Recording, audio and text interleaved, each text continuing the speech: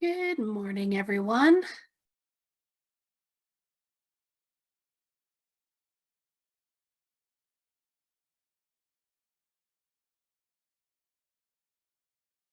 Give people just a few moments to join in here.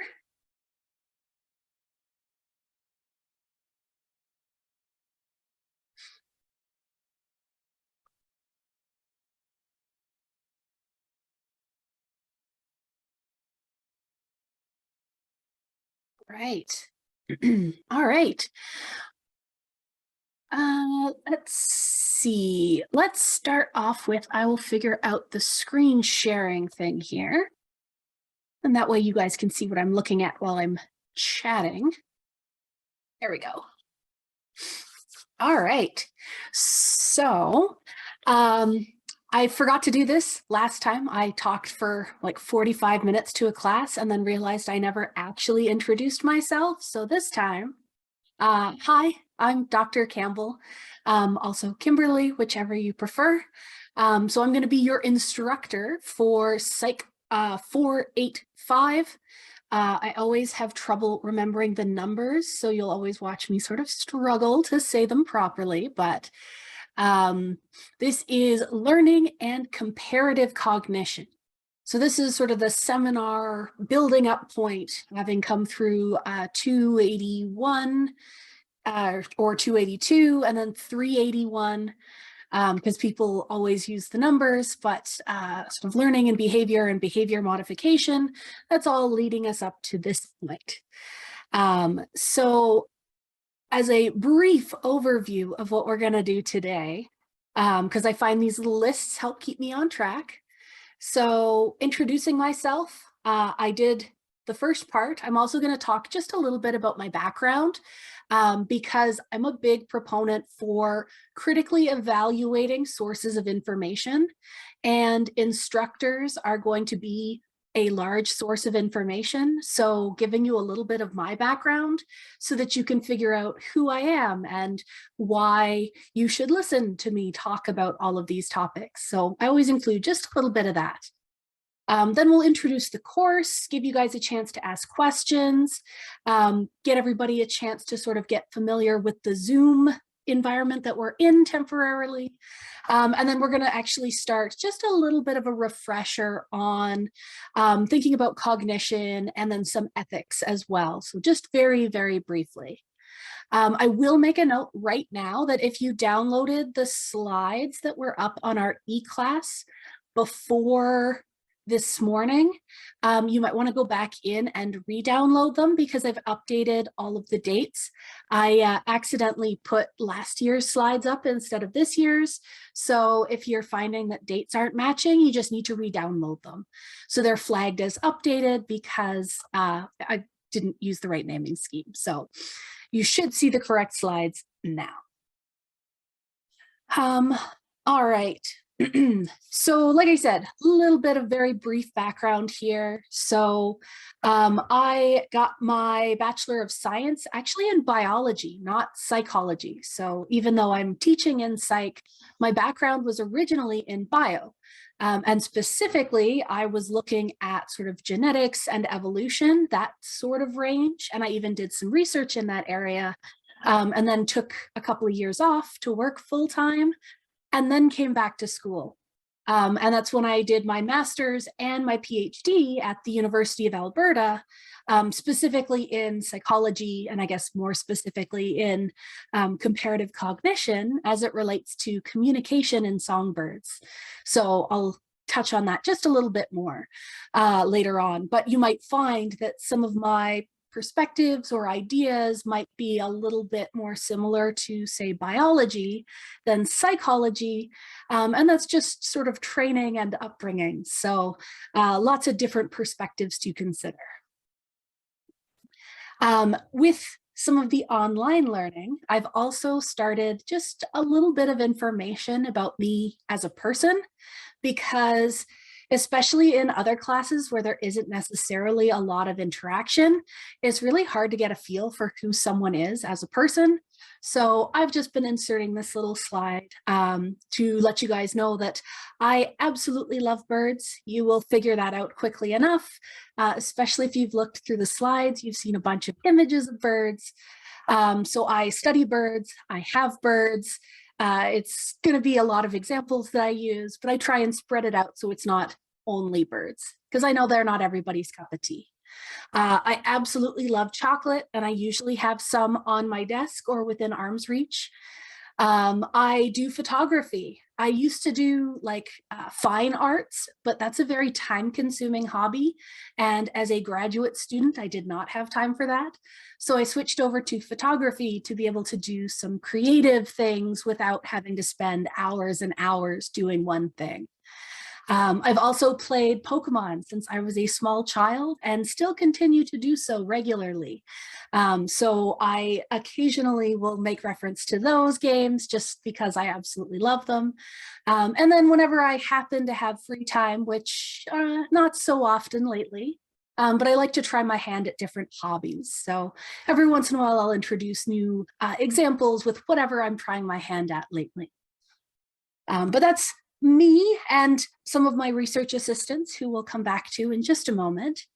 But I did mention that I've done research, and that is something that I like to incorporate in my classes, because why not talk about something that you have actual hands-on experience doing? So in my undergraduate research, I was doing DNA sequencing. So we went out in the field, we extracted environmental DNA samples, where we basically extracted DNA from single-celled organisms in soil. And then we would try and figure out what those organisms were by comparing them to known sequences. So we were sort of figuring out the phylogenetic trees of the organisms of interest. And that's very far off of what I ended up doing afterwards, which as a graduate student, I looked at how chickadees learn and communicate, how they perceive vocalizations, and how they produce them. So I went from single-celled organisms existing to sort of learning and behavior in birds. So quite the broad swing. But you'll see a little bit of that, and especially talking about communication and learning as special topics that we're going to cover in this course, which is very useful. And as promised, a little bit more close up on my research assistants. I mention this especially for my online classes, because if you've ever had birds or known someone who has birds, you know that they are not quiet creatures. And even though I have a very good audio setup here and I filter out most noise, I have 3 birds loose in my apartment. So you might hear them or see them at some point. And I just give people a heads up because they can be loud, especially this creature here, Chic, the yellow one. She is very loud and likes to come and hang out either on our webcam or on the microphone here. So I'll usually shoo her off, but just fair warning, they may show up. Okay, and then the last thing about me is my teaching philosophy. And so right now we're back to online learning for an unknown amount of time. And I always make an acknowledgement that the online thing, as well as the transition between online and in person and potentially back and forth, it's all new and different and complicated. And there's usually a little bit of a learning curve to any kind of change like that. So I like acknowledging it and letting you guys know that I understand. Stuff happens. I've had students doing online presentations and their internet drops out, or taking a test and internet drops out, or whatever. We've had server issues and crashes, and stuff happens. So I let you know up front that I'm aware that stuff happens, and I'm usually very good to work with that, figure out what's going on, problem solve if we can, and reschedule if we can't solve it at the time. So if something happens, let me know. Don't panic. We've got this. I also point out the fact that my slides are fairly boring, plain black text on white backgrounds. And the reason for this is accessibility. So this is an intentional thing where I like to have very high contrast materials because I figured out very early on that a lot of the stuff that comes from textbook publishers is not optimized for people who say have visual problems. So if you are or know someone who is colorblind, you might notice that a lot of the textbook figures especially seem to be specifically designed to be hard to read with color blindness. So I try and avoid that in all of my materials as much as I can. So I try and go high contrast. I try and adjust some of my images so that they're high contrast and stuff like that. So yeah, it's kind of boring, but there's reason to this madness, and I just acknowledge that. And then I always get people who have questions about like sort of how do I do well in this class? What should I be doing? And I always encourage students to make use of available resources, which means showing up to class, asking questions. I typically stick around for a little while every day after class. So if you have questions and we've finished up, ask me to stick around and we can chat for a while.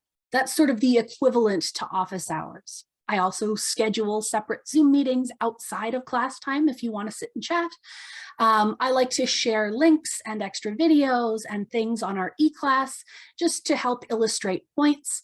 And I encourage students, as soon as you have issues, if there's something that isn't quite making sense, reach out as soon as possible to either myself or our TA, Andreas. He's in our chat right now. And I'm actually going to allow him to introduce himself if he's up for it before we hop in and talk about the course. Sure, I'll be happy to. I also made a slide. Could I share my screen quick? Absolutely. Let's see.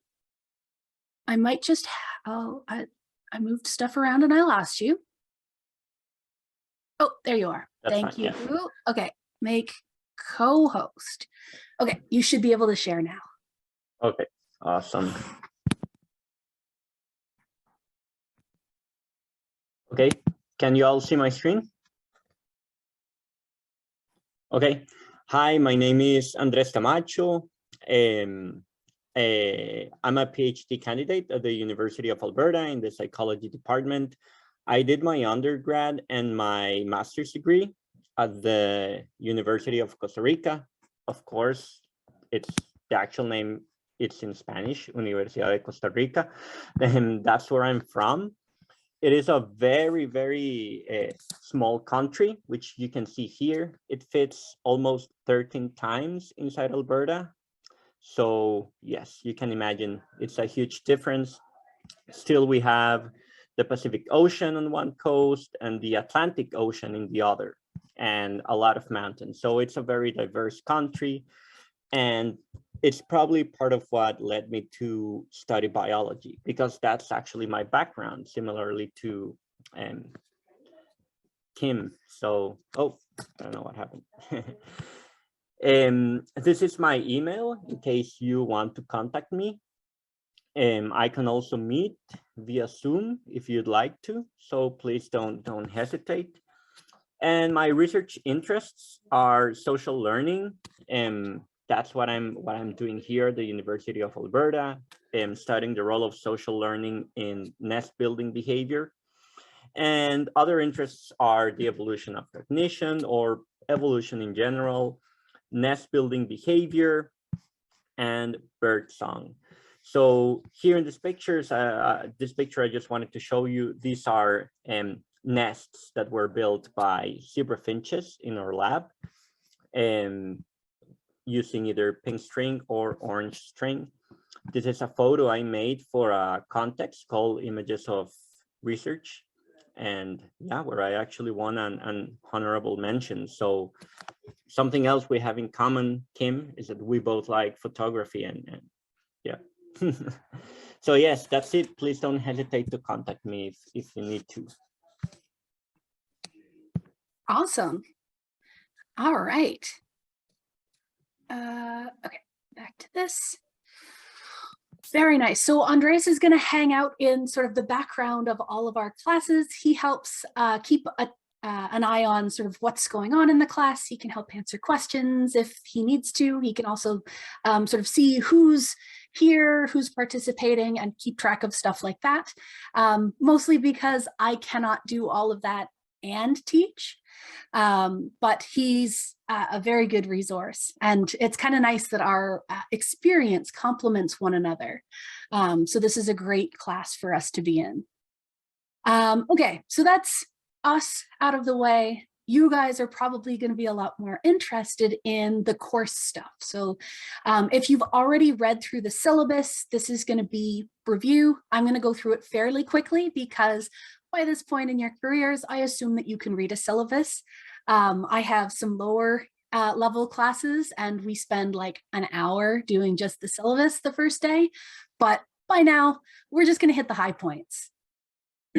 So if you're here, you have found our e-class, which includes all of the important links, like the Zoom link that you used to get here.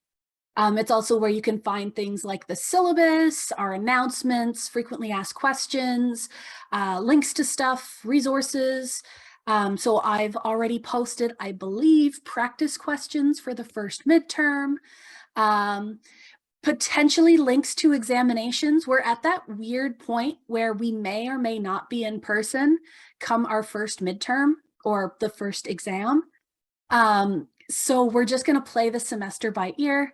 I've been told that we should be ready to go back in person at some point, but we're just going to wait and see what the university says. So we're just going to see what happens this semester. That's that whole flexibility that we talked about at the beginning. So if we are back in person, then we'll do the tests in person. If we are not, then we'll set everything up to run through e-class. But either way, I have something planned. That's also where you get access to our course readings and the slides that you need for each class. And I try and post those at least the night before, if not sooner. I'm doing quite a bit better this semester being ahead of the game, but as I mentioned at the beginning, I posted the wrong slide, so a couple of dates were wrong, so I've just updated that. You might also want to re-download the syllabus if you downloaded it before this weekend. There was a couple of typos that I had to correct because it was still the unofficial version, but I have since corrected those. So it might be a good idea to get just a fresh download of everything starting today if you downloaded it before, say, Friday last week. Okay, so a lot of courses focus in on our course goals, like what is the main purpose, what are we aiming for? And so I want to focus in sort of different sections of our goals. So knowledge is a big goal for this course. And I stress the fact that this is going to be a selective examination of research and theory. And what that means is this isn't supposed to be an all-encompassing course. You're not going to learn absolutely everything about comparative cognition.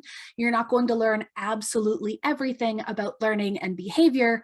We're just going to pick a couple of really important areas and zoom in on them very briefly, and then talk about it.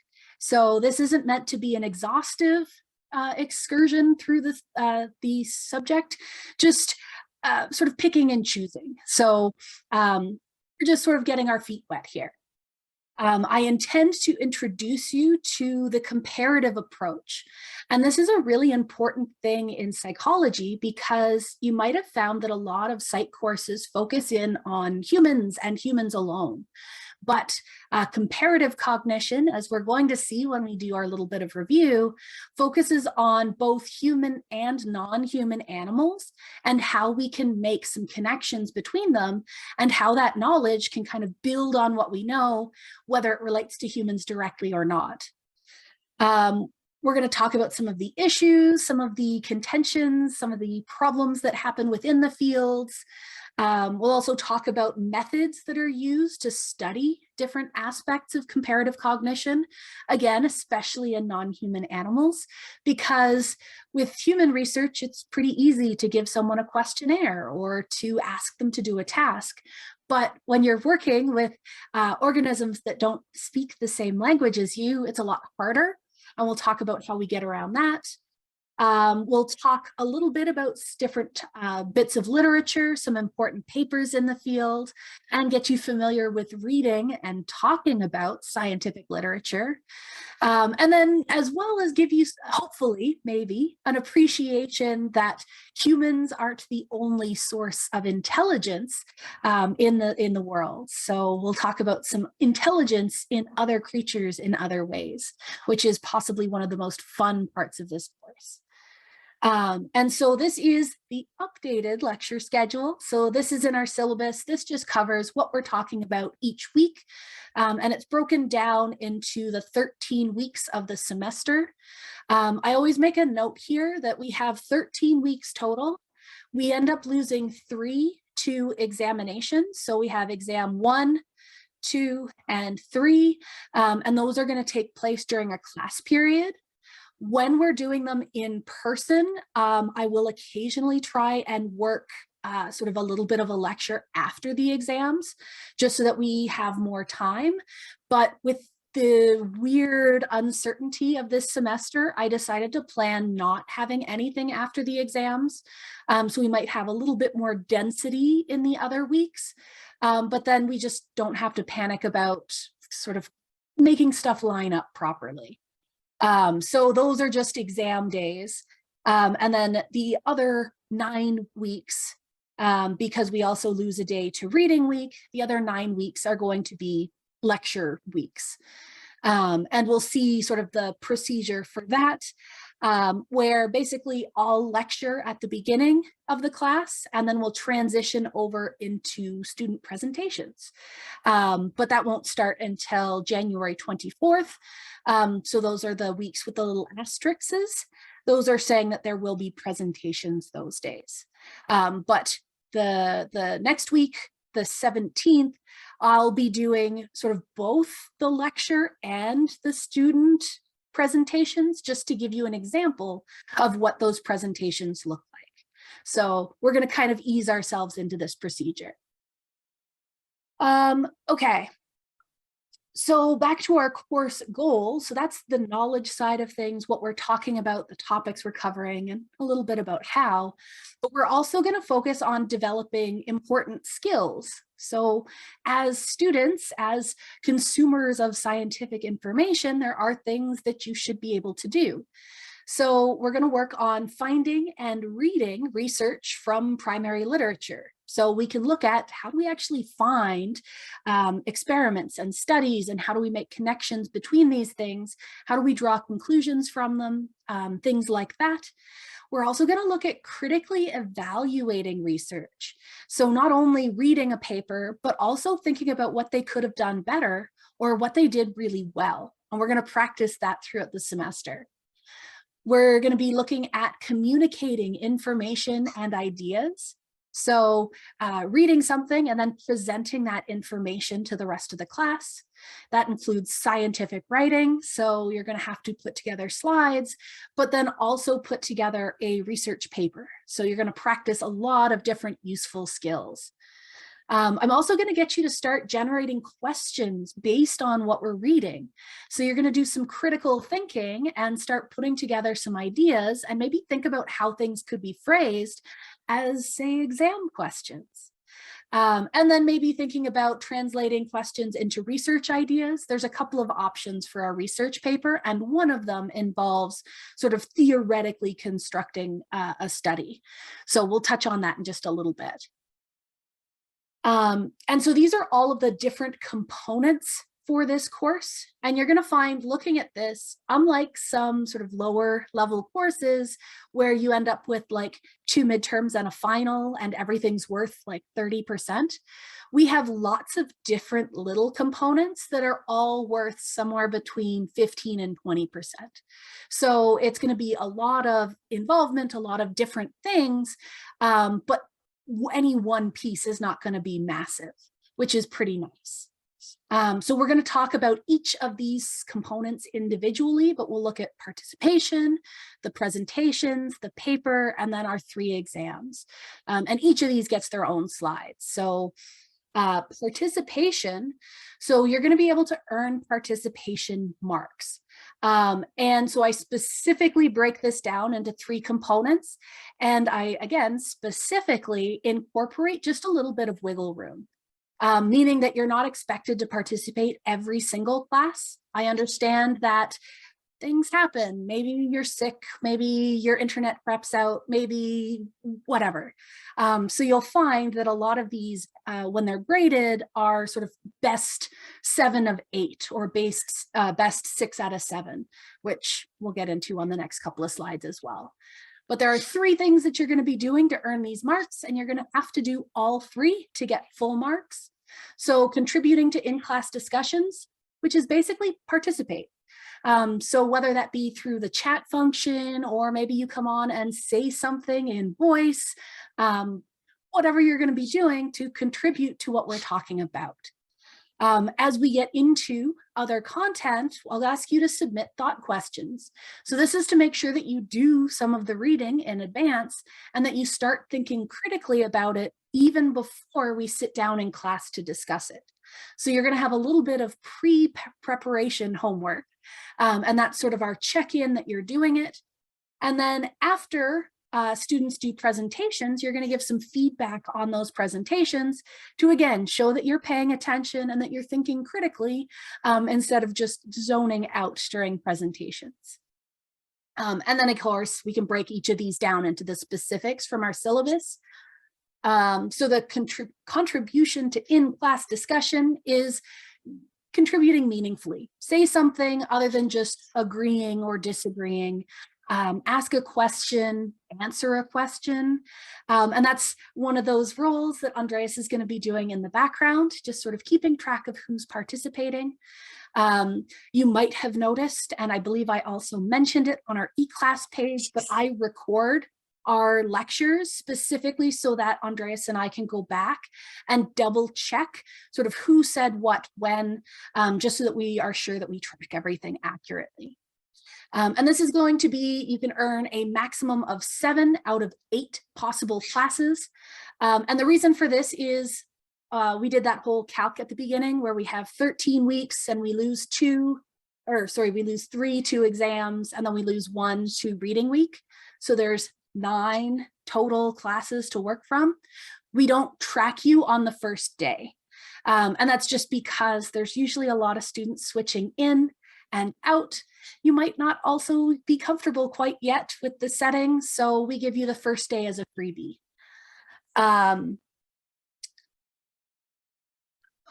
There was a question here. So will the lecture recordings be made available to students as well?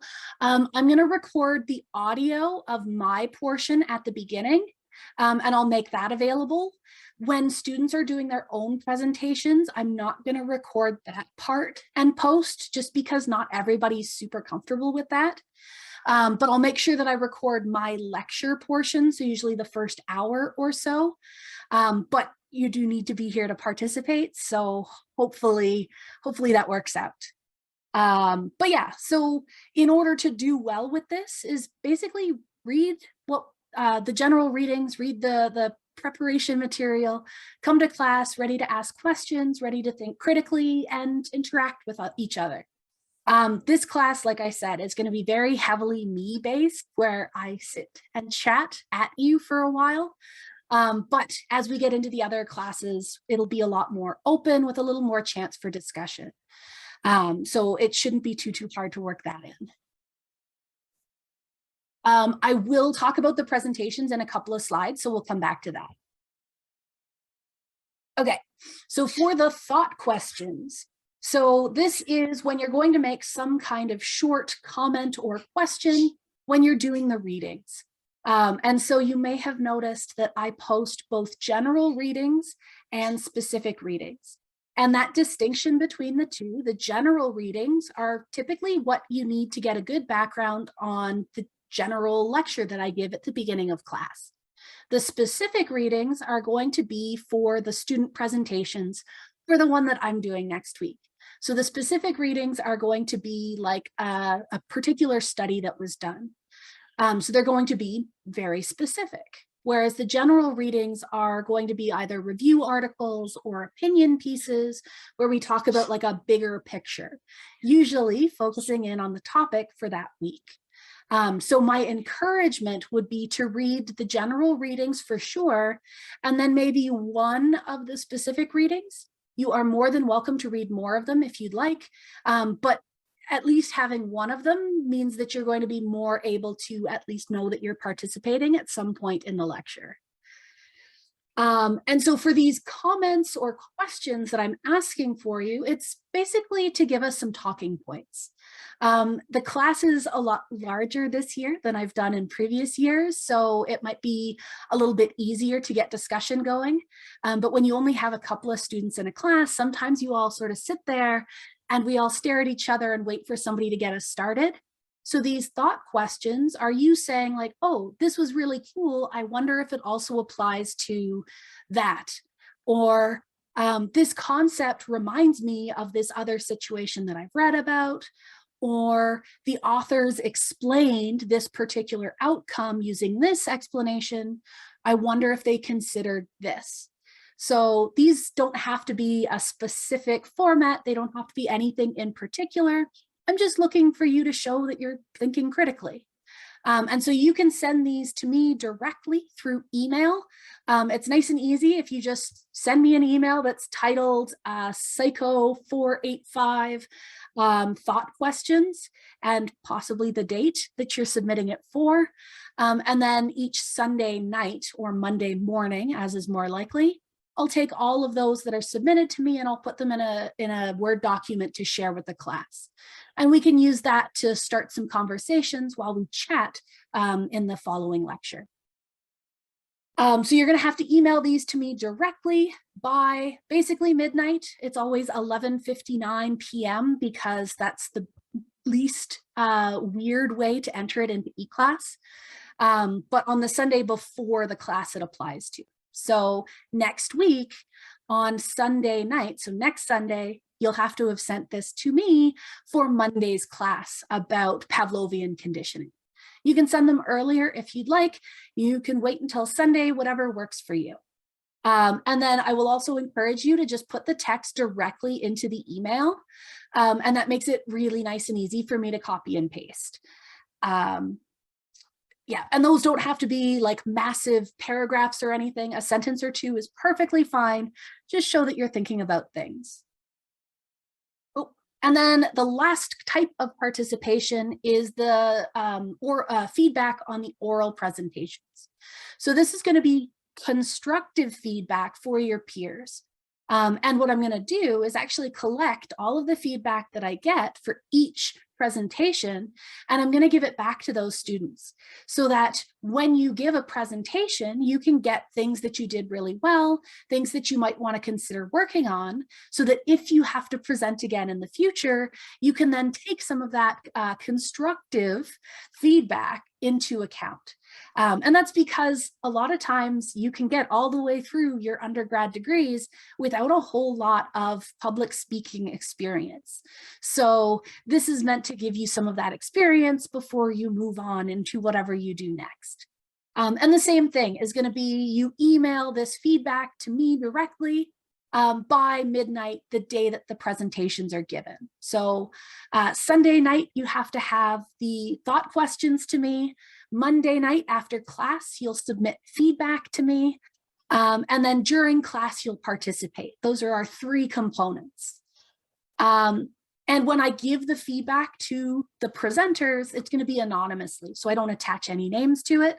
I just track who sends me what so I can track your participation.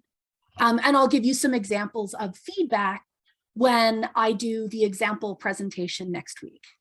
But yes, so that's the third thing. And that transitions us nicely over to these oral presentations. And so like, oh, hold on, I just have another question about participation here.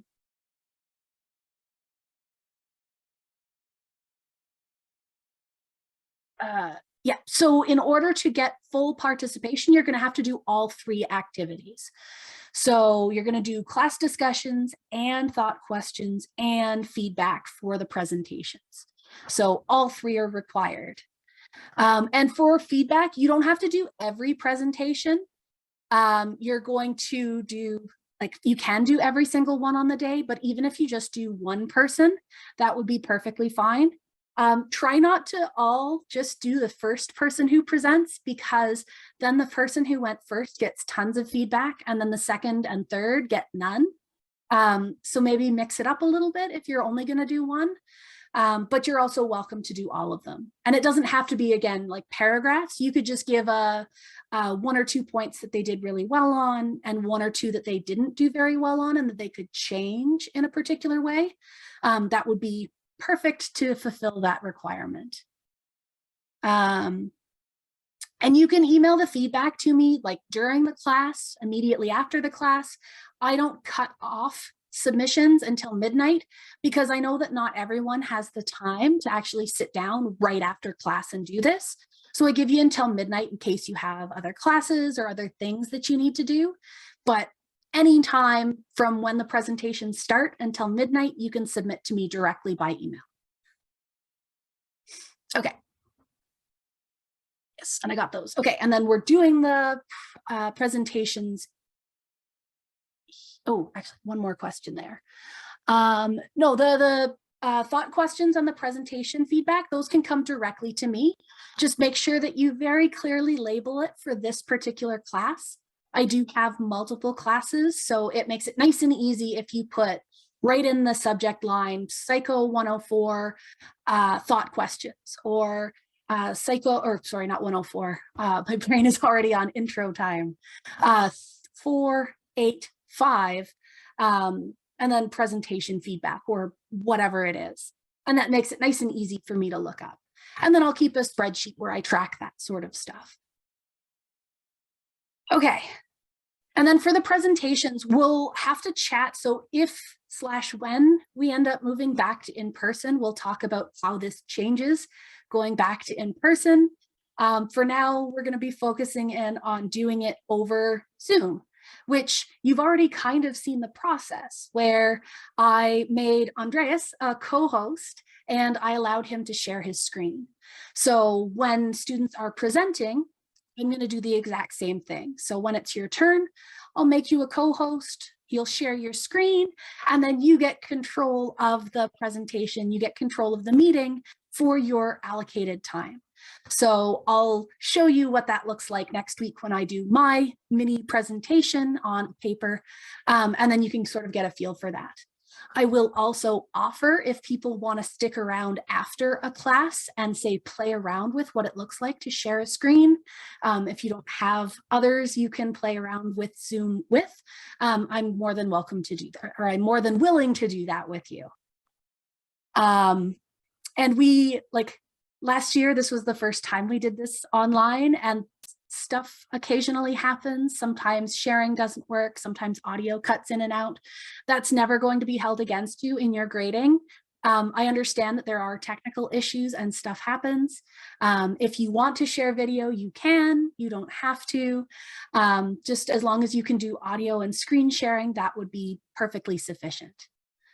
But yes, the content of the presentations. So I have basically 5 big things that I want you to focus on covering when you pick an article and present it to the class. So you're going to choose a primary research article. And what I'll be doing is actually releasing a list of articles. So each of the topics for the rest of the semester. So we have, by the end of it, we'll have 8 separate topics that you can pick from. I'll give, say, 3 or 4 papers for each topic, and you can choose one of those. You can also choose your own paper, so you could claim a slot for a particular topic and then choose your own paper if you have something that you think would fit really well. I had someone last year who was really set on a particular topic, and they're like, these papers are neat, but I found one on how snakes can sort of smell temperatures, and I want to focus on learning in snakes. Can I do that instead? And it was a very cool paper. So you are given free rein if you want to change it up a little bit. Just show the paper to me in advance so that I can let everybody else read that paper, but also give you the okay on it. But once you've picked a paper, we'll get you to answer the questions of why are the researchers doing this research? So give us a little bit of background. What area is it in? What do we already know? What's missing from that field? So what are they trying to answer here? Then we'll ask, how did they do the research? So what kind of methods did they use? What were the specifics of what they did? Then you're going to tell us what they found. What were the results? Maybe show some graphs and explain what those graphs mean. And then you're going to interpret those results. So tell us exactly what those numbers mean and how that connects to whatever the overarching theme was, whatever their question was. And then the last bit is a little bit more free form, where I get you to give us some critical thinking about this article. So what's something that they did really good? What's something they could have done better? So maybe you really, really liked how they set up some of the methods. Explain that and why it was a good idea. Or maybe they had unbalanced groups and you think that caused problems. So you'd really like to see them use a different method to select their samples. Sort of show some thinking and explain your reasoning. And those are the 5 points that you'll need to cover. And again, we'll go over more detail on this next week when I actually go through a presentation, and we'll sort of pause and talk about what was good and bad about that presentation. And you can use that as a basis to structure your own in the weeks that follow. Okay. And then the last thing that you're going to do as part of your oral presentation is that you're going to actually construct 2 questions of your own. And so these 2 questions should be based on the paper that you're presenting. And I want you to look at them as if I was an instructor and I was writing an exam, what are 2 questions I could ask about this paper? And again, I'll give you some examples of that when I have my own presentation next week. But this is your chance to contribute questions that could be used on an exam. And then if they are good exam questions, you'll actually see those questions again as questions to choose from on the exams. So I'll actually be using some of these questions or modifying them a little bit if they don't quite fit, but then gives you an idea of at least what a portion of the questions on the exam will be, which is kind of nice because then you can prepare in advance. And then the way that this works is with these oral presentations, you're going to make your own slides and then you're going to submit them to me before the weekend that's before the class where you'll present.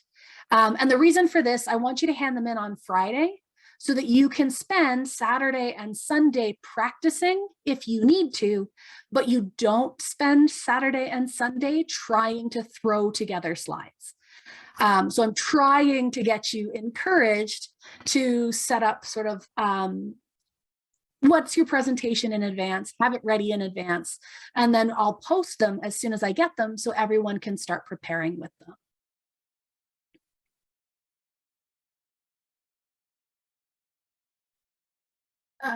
Sorry, I just got another question here. So I think I have readings posted only for the next 2 weeks. The ones for the 3rd week are going to be optional ones for optional papers for students to present. That's the sort of caveat of if you're doing an early presentation, then you're going to need to sort of move kind of quickly, which is why that's available. The rest of them will be available next week. So I'm going to make them available for next Monday's class, so you can start claiming then. If you want to claim one of the ones for the 25th, I think is the Monday that you can present, you can let me know in advance and I'll set those aside.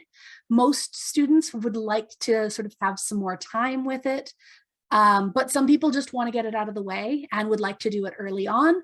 So you can get started on that if you just let me know. But yeah, so I will post all of the possible papers and all of our slots starting next Monday, because I need to give people a little bit of leeway to to sort of join and leave the class. I find there's a lot of movement in the class at the beginning, just because not everybody loves participation and presentations, and I totally get that. But I'm going to set aside enough slots for our actual enrollment. So we give it a week of flexibility, and then next Monday I'll post everything at the end of the lecture so that you guys have the chance to pick and claim whatever topics that appeal most. And then you'll have sort of next Monday to the Monday after to choose and sign up for stuff. And then that Monday after is when the first presentations start. All right. And I'll talk about how you can claim stuff next week when I actually have that document ready. So at the end of class, I'll show it to you and then make it visible so that you can hop on and claim what you'd like. So you can start sort of looking through some of the topics and see what you find interesting early, just so that you know what you'd like to do then. Okay, 24th, not the 25th. Okay, the 24th would be the Monday. I'll probably leave it as you can sign up until the 25th because that's what I've written here, but yeah, dates are not my forte. If you haven't figured it out, numbers are not my strong point. Okay, so that is participation and then giving a talk. And then the last component is our course paper. And so this is going to be some kind of research paper. And I actually give you two different options. So you'll see them broken down on the next two slides. There's option A and option B. You're going to pick whatever one appeals most to you. So this might depend on what you're going to be doing next in your careers. Maybe you want to go off into research. You want to be a graduate student. So maybe you're going to pick the one geared towards research, or maybe you want to do more of a literature review. It's going to be whatever fits for you. But these papers are going to be a maximum of 8 pages. I am a strong proponent of only write as much as you need to write. So if you can tell absolutely every piece of information that you need to in 6 pages, then that is perfectly fine. I don't need you to submit exactly 8 pages. When I say 8 pages max, I say please don't write more than 8 pages because I don't want to read more than 8 pages. So being concise and to the point is going to be a strong suit for this assignment. And it's going to be written in APA format. So if you know APA, then you'll know that that means that this is double spaced. So it shouldn't hopefully be that large of an assignment. And I'm going to tell you about it now. And you have all the way up until March 28th to finish this. So I would encourage doing it early because then you can ask for some feedback in advance, but you still have the full semester to work on it, which is great. Okay, so the two options. So our option A is a research proposal. So you're going to find, another question here. Is the abstract and reference pages included in the page limit? No. So none of the extra APA stuff is included in that. So you can include your title page and whatever else you want on either side. The written portion, the body in the middle is what has to be under the 8 pages. Because I know if people include, say, figures or whatever, that adds up really quickly. So that stuff is all external to the limit. Okay, so research proposal. So this is the first one. This is the one I mentioned might be good if you want to be into graduate studies or continue with research. I'm going to get you to find at least 5 empirical articles. And so the stress point here is empirical articles are not review articles. Or I guess you could include a couple of review articles, but I want you to have I'm thinking about it. I'm like, review articles would be fine. Okay, find 5 scientific papers and sort of synthesize those papers to try and form some kind of research question. So maybe it's going to be something that we've talked about in class. Maybe somebody presented about how bees navigate.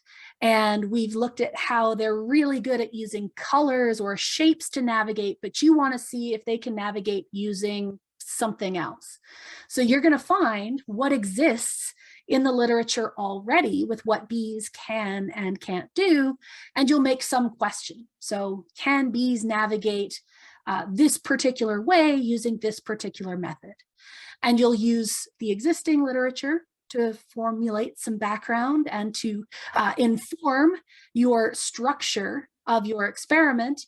And then you're going to propose a study that you can use to actually answer your research question. So what kind of a setup would you use? What kind of bees would you use? And you can just base that on what you've read in the literature. And so this is going to be great practice for moving forward with research.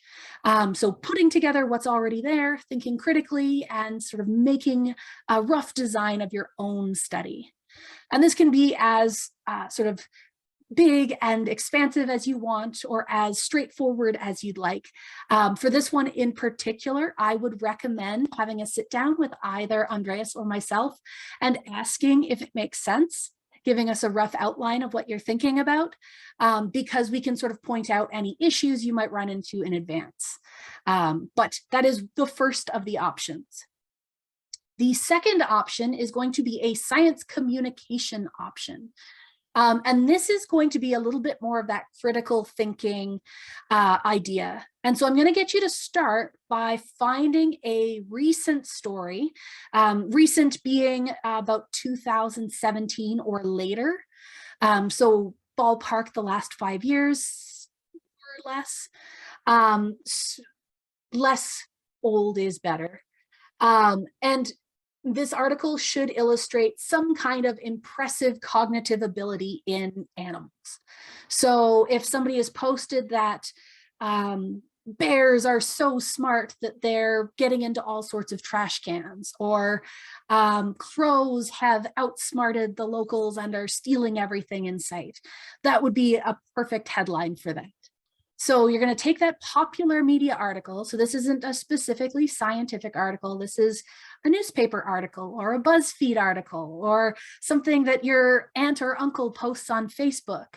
And you're going to read over that and figure out what are they claiming is going on, and then do some research in the literature for that area and give a logical explanation of what you think is actually going on. So give two possible interpretations about the ability that they're talking about. So maybe the media article talks about genius crows that are just figuring out this thing.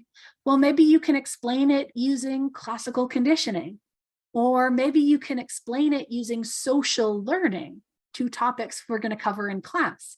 And so you can get some empirical articles, some research articles that help support that stance. So you're basically going to look at, okay, how do we critically evaluate something in the popular media? And how do I research some things that'll help support and give evidence to these 2 different options? And you can tell which one you think is the better of the options. So you could say this one is more likely for this reason or that reason, but at least think of 2 possibilities. And then again, it's probably going to be a good idea to share this with me and make sure that it fits. So whether it's a video on Facebook or YouTube or something, or an actual physical written article in a newspaper, send it over and we'll take a look at it together and make sure that it's going to be something that you can work with. And so again, for both of these, it's better to start early because you can ask questions and get feedback, but you also have lots and lots of time to work on them. So plan accordingly.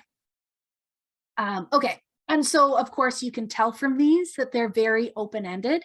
So I set aside like a week or 2 to actually read these and mark these all independently. So the intention is for you to have a little bit of freedom in how you structure stuff. The only sort of caveats being that you have to follow that APA formatting guides. Okay, and then the last thing is the exams. So we have 3 exams in this course. They're not called midterms and final because they're all going to be approximately the same format. So we have the first 2 exams are an hour long each at the beginning of class. And these dates are correct. I adjusted these. The 3rd exam is going to be an hour and a half, so a little bit longer. And the reason for that is because, so exam 1 is going to focus on everything that we cover the first 3 weeks. Exam 2 is going to cover sort of the next 3 weeks of lectures. And then exam 3 is going to focus in mainly on the last 3 weeks, but is also going to get you to make some connections with some of the other topics that we've talked about. So it's going to be kind of like a final exam because you're asked to make these bigger connections, but we won't be asking sort of specifics about, say, the specific article that was tested the 3rd week of class or something like that. It'll be a lot bigger picture by then. And we'll talk more details about the exams as they get closer, but as a general overview, they're going to include some short answer questions, so things like definitions, fill in the blanks, some longer answer questions. They're also going to include some of the questions that you have included as part of your presentations. So we're going to include things from my lectures, from the presentations, and from the readings. And I did mention at the beginning that I recommend reading the general readings and at least one of the specific readings. And the reason for that is so that you know at least one of them really, really well. You'll get an overview of all of them from listening to the student presentations, but you'll be an expert in the one that you've read or the ones that you've read. And then when I ask those questions, you'll be able to sort of pick and choose. So I typically do something like choose 6 out of 8 of these short answer questions, so that if there's one paper that you didn't get at all in a week, you can choose questions that don't relate to that one particular paper. And that kind of gets around having to know the ins and outs of every single article. And we focus more on the concepts and the general ideas and the conclusions rather than fine details. So questions like how many participants were in this particular experiment would be a terrible question. But if I asked what was the outcome of this experiment, or these researchers looked at this thing, what did they find? Then that's going to be a great way to go.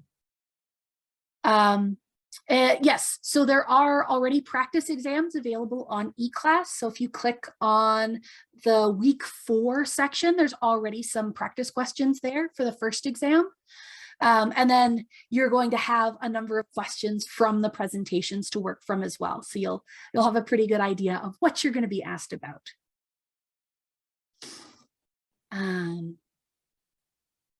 Okay. And I already covered the readings thing because it was relevant earlier, and that's just the distinction between general articles, which are going to relate to what I present, and the specific articles, which are going to relate one-on-one to each student presentation. And so it might look intimidating some weeks because there may be as many as, say, 6 papers. But usually when that happens, they're going to be much shorter articles. And that rule of thumb of read the general readings and then one or more of the specifics, that helps take some of that pressure off. So that's going to be a good approach there. Okay. And then this is where I pause and give you guys a chance to ask any questions. Is there anything that I missed? Or, oh, I already missed a question. On Bear Track's tentative final exam date is April 25th. Yeah, you can ignore that. We don't technically have a final exam because it's all included in the classes. They just auto schedule that for whatever reason. So you can just ignore that. We'll finish the last lecture date of the semester. Perfect.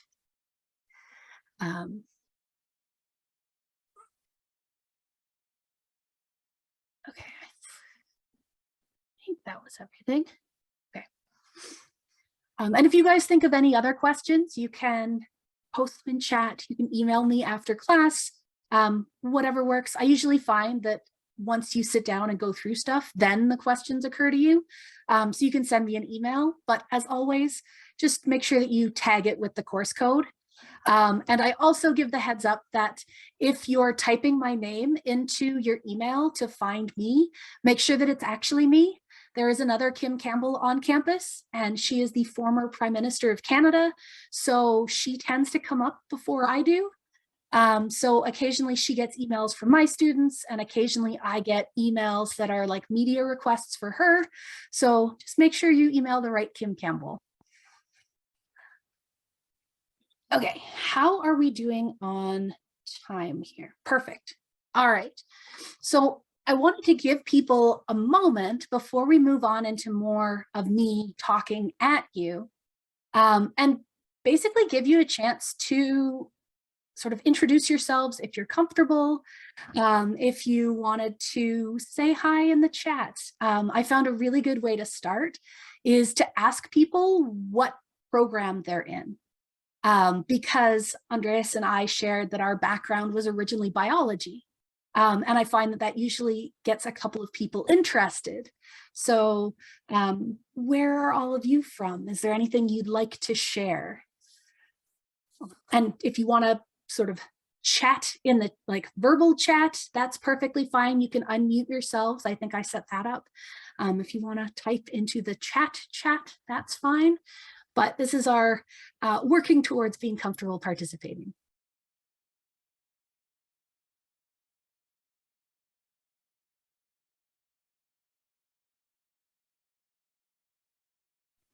I can go first. Sure. Hi guys, my name's Sarah. I'm in my 4th year last semester. Woohoo. Sorry if you hear my cat. He's an orange cat, so he screams all the time. But I'm in psychology. Well, I'm in a science degree specializing in psychology. You can probably hear him now. He's screaming outside the door. But yeah, so. Awesome. Anyone else? I can go. Oh, sorry, Randall put his hand up too, but I'll just go quickly. My name's Gabrielle. I'm also in my 4th year of psychology. Awesome. And Randall, you can go ahead too. All right, thanks. Yeah, my name's Randall. I'm actually in my 3rd year. I'm in biology and also psychology, and obviously in the Faculty of Science. And so just, yeah. Awesome. Go ahead. I don't know who was first. I guess Tyson, you can go first.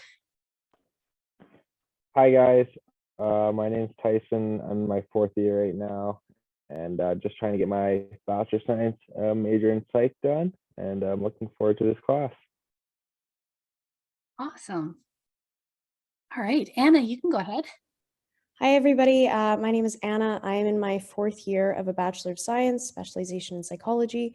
Like Tyson, I'm very excited for this class. Colin was next. I'm Colin.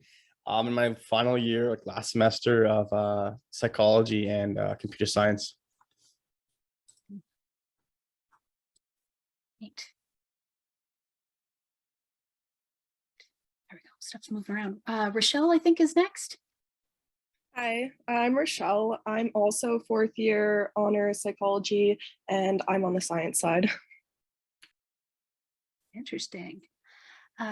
Carolina? Hi, everyone. My name's Carolina, and I am in my 3rd year of my Bachelor of Science in Psychology. Lots of psych students this year. Last year, it was there was a large portion of chemistry students for some reason, and I was very confused. All right, Gabrielle, I believe you're next. Hi, everyone. I guess I'm the second Gabrielle in this class. I'm a psychology major, arts, and I'm in my last year. I enjoyed taking principles of learning last year, so I'm excited for this class. Awesome. And then Patricia? Hi, I'm Patricia. I'm also in my 4th year of a psych degree in the Faculty of Arts. It's not actually my last year though, because I decided to apply for honors in my 4th year, so that's that. Awesome. All right, and Money is next. Hi guys, my name's Money and I'm in my 4th year psychology and I'm minoring in classics.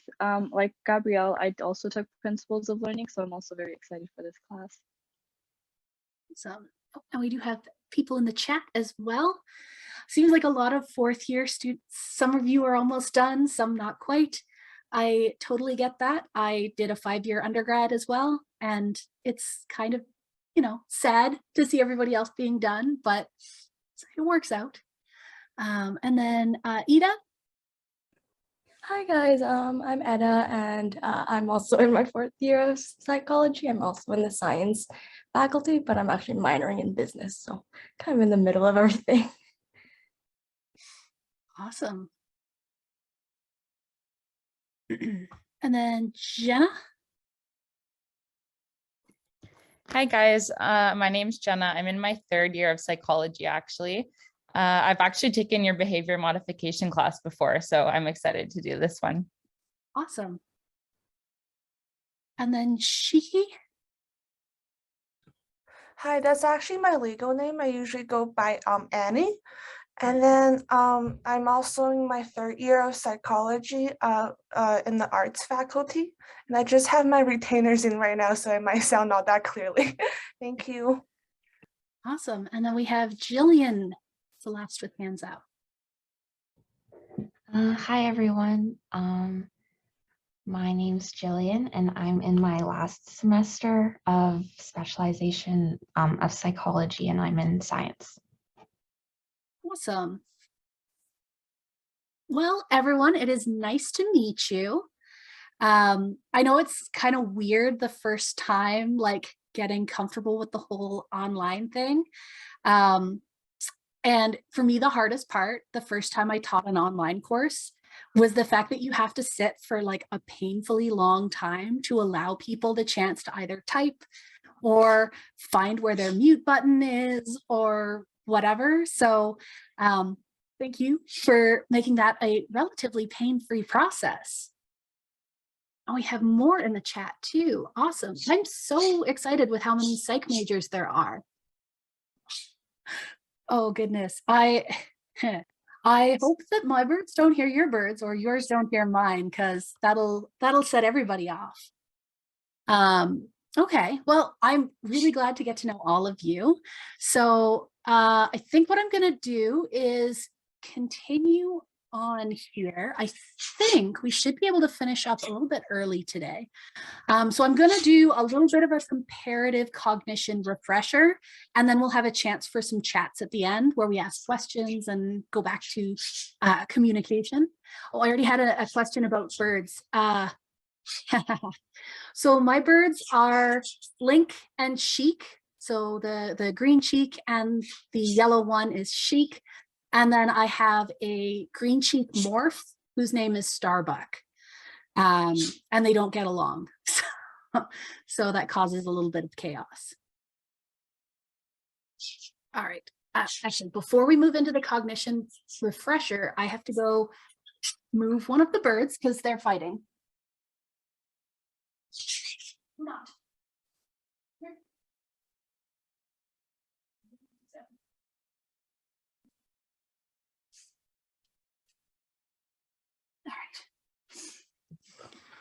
All right. Yeah, they get aggressive. So this is Chic. She's going to come and hang out probably on the webcam. But once they start yelling, they are very vocal and very loud. All right. Very nice. Okay. So like I said, this next section should be quite a bit of review for you guys. You've probably heard this stuff over and over again between 282 and 381. So we're not going to spend tons of time on the details here, but it's just going to sort of remind you of some of this stuff that we've talked about before. So comparative cognition is a term that I've dropped a couple of times already as things that we're going to talk about and things that are going to be very important. I should also bring that. Jillian, do you have a question, or is that still from before? Sorry, I just forgot to lower it. Oh, no, that's perfectly fine. I just wanted to double check. Thanks, Andres. So with comparative cognition, I kind of figured it'd be a good idea to talk about what it specifically is. So it's going to be a field of study concerned with the cognitive abilities and the mechanisms underlying those cognitive abilities in both human and non-human species. So specifically, that comparing side of things means that we're looking at different species. Most people will use comparative cognition to look at how non-human animals compare to humans, but you can also have equally valid comparative cognition looking between two or more non-human animal species. So we're just comparing between species. That's the big point there. And then the cognition component of it is where we're actually trying to figure out what's going on with, say, behavior and learning and internal stuff. Cognition is going to be another one of those terms. We're going to see a bunch of terms that are a little bit contentious, where people don't necessarily agree on what cognition is or what it should be or how we should study it. So it's not going to have a concrete definition for us to work from. But I think I did make a note here. Just basically saying that we can be looking at, say, mental processes or mental abilities, and that could be used to describe cognition. And there's a bunch of main areas that people tend to focus in on for comparative cognition. And again, this is not an exhaustive list. This is just some of the big groups that we typically see. So people might focus in on learning and memory. So how do we learn information? How do we store that information? Maybe even how do we use that information again in the future? So how does our behavior change based on what we've learned? So there's lots of aspects there we can study. Communication. So how do we share information between individuals? So when I look at chickadees and their vocalizations, are they sharing information between individuals?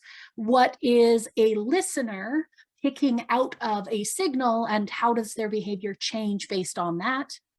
We can also look at spatial cognition and navigation. So this is specifically cognition as it relates to, say, three-dimensional spaces. So how do we learn about our environment? How do we move in our environment? How do we remember where stuff is? And then we can also have decision making, and these aren't necessarily all mutually exclusive. You can look at sort of overlap between all of these, but decision making would be, how do you evaluate information? How do you choose the appropriate behavior given a situation? You could say, given two choices, which one is preferred? Lots of ways to frame that. And then the last one on here is numerical competence. So you might see this listed as numerosity. And so some people will take it very directly and look at, do non-human animals have concepts of numbers? So for example, maybe you remember hearing about Alex the parrot, who was an African gray parrot who could count and tell you how many of each item he was seeing. So you could go directly like that, or maybe you've heard me or maybe Jenna Congdon talk about Fiona Cross, who studies spiders and looks at how they choose between larger or smaller numbers of prey, and how they seem to always choose the larger number, even when you control for other aspects. So you can go numerosity with like actual numbers, or you can go with comparative sort of decisions between quantities, or all sorts of different aspects. And if you look at our syllabus, you'll actually find that each of these topics is going to be something that we go into in a lot more depth. So we'll get well into these concepts, which is really exciting. And so the next little bit, I like having this list of terms, and you'll find that some of these terms go together really nicely. Some of them almost seem to be opposites of one another. But if you think about it, which of these would fit with your rememberings of classical conditioning? Do any of these sort of line up with what you remember learning about classical conditioning? And just to save us a little bit of time and the fact that there's quite a few of us here, I won't get you to answer in the chat or anything like that. Just sort of hold it in your mind and maybe don't look ahead in your slides because I think you also got the answers. But we can divide this list into people who would follow or words that would fit with behaviorism or SR relationships. SR just meaning like stimulus and then response. So being exposed to a particular stimulus leads directly to a response occurring.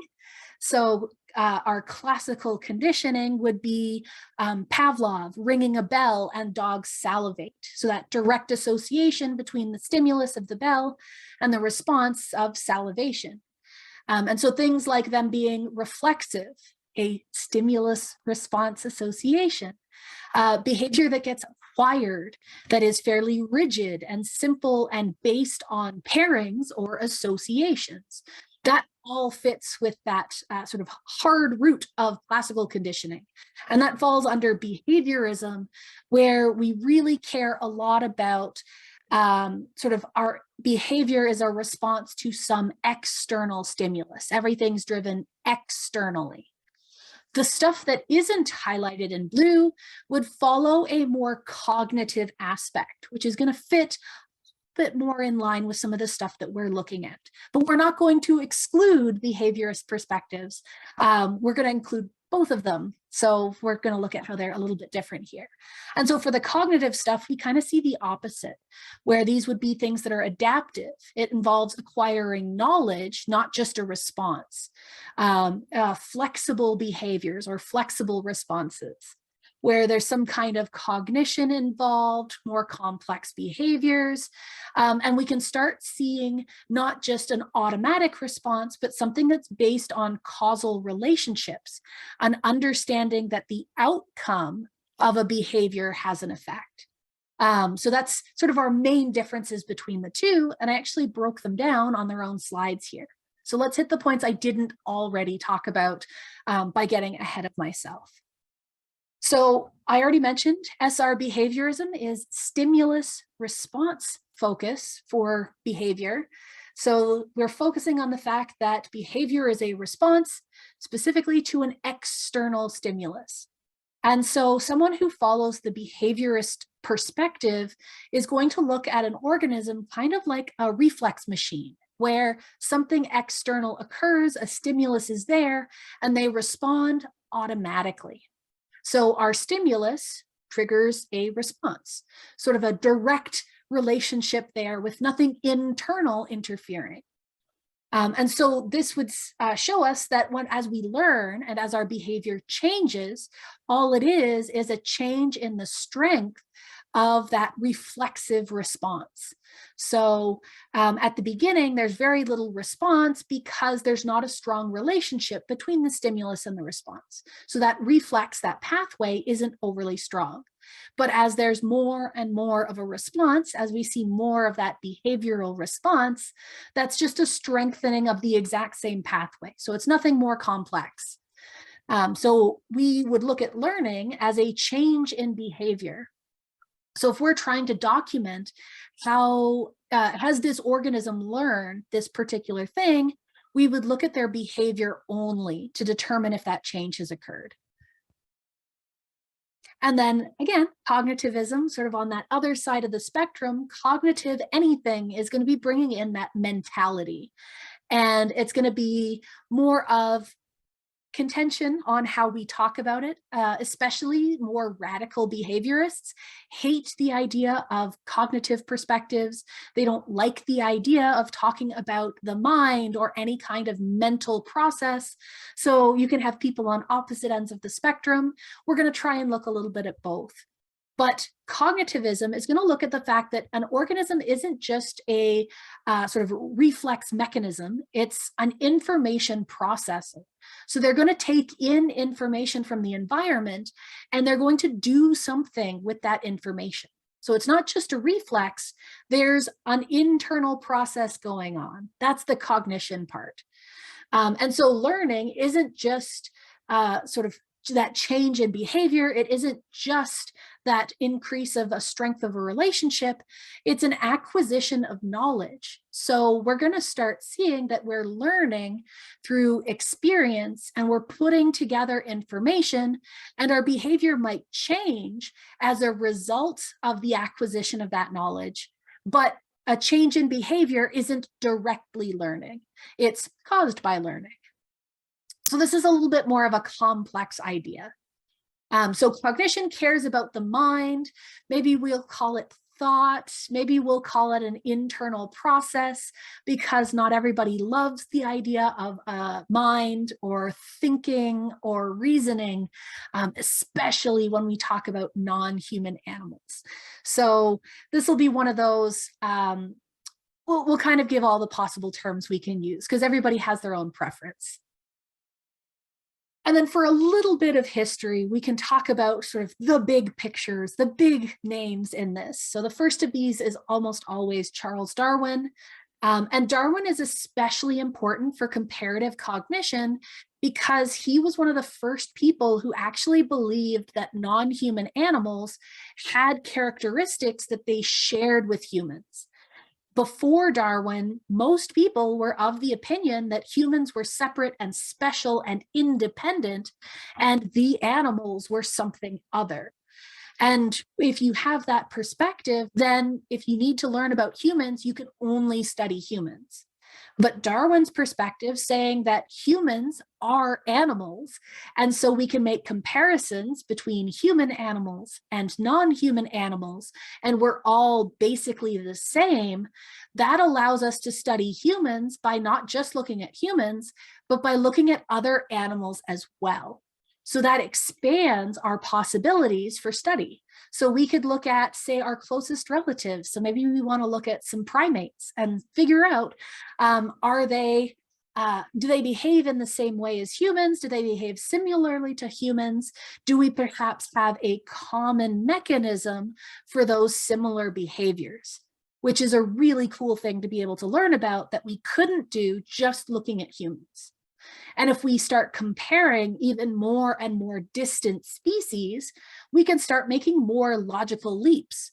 So if we look at humans and birds, do we share common ancestors? Is our intelligence from the same mechanism because we were related at one point in time? Or is it convergent evolution? Did it evolve separately in two different branches? Or is there something else going on? So there's lots of really cool things that were opened up by this proposal that, you know, humans and other animals are all comparable. And so we can sort of look at some of the specific publications from Darwin. So he has The Descent of Man and Selection in Relation to Sex.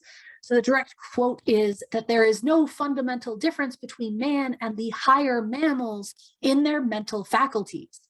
And again, at the time, this was very, very contentious. This caused a lot of problems. A lot of people hated Darwin for this because he was proposing that humans weren't special and separate. But that is a major basis for how we study psychology now. So it's a very important perspective. All right. And then I think the quotes, you can read the quotes if you're interested, but I think I rambled on about the concept and how it's important and what sense it makes without having to read those. The one thing I do want to point out is that Darwin's examples and his theories were based pretty much on anecdote only. So nowadays, when we try and look at theories and when we look for evidence to support something, we look for scientific evidence. So we look for studies that sort of agree with or give evidence that supports different theories. But what Darwin was doing was looking at situations. So he'd observe a behavior in an animal and say, hey, that seems really smart. It's similar to what a human does. And he'd base his conclusions on that. But he didn't conduct experiments. He didn't go through studies to determine what was going on there.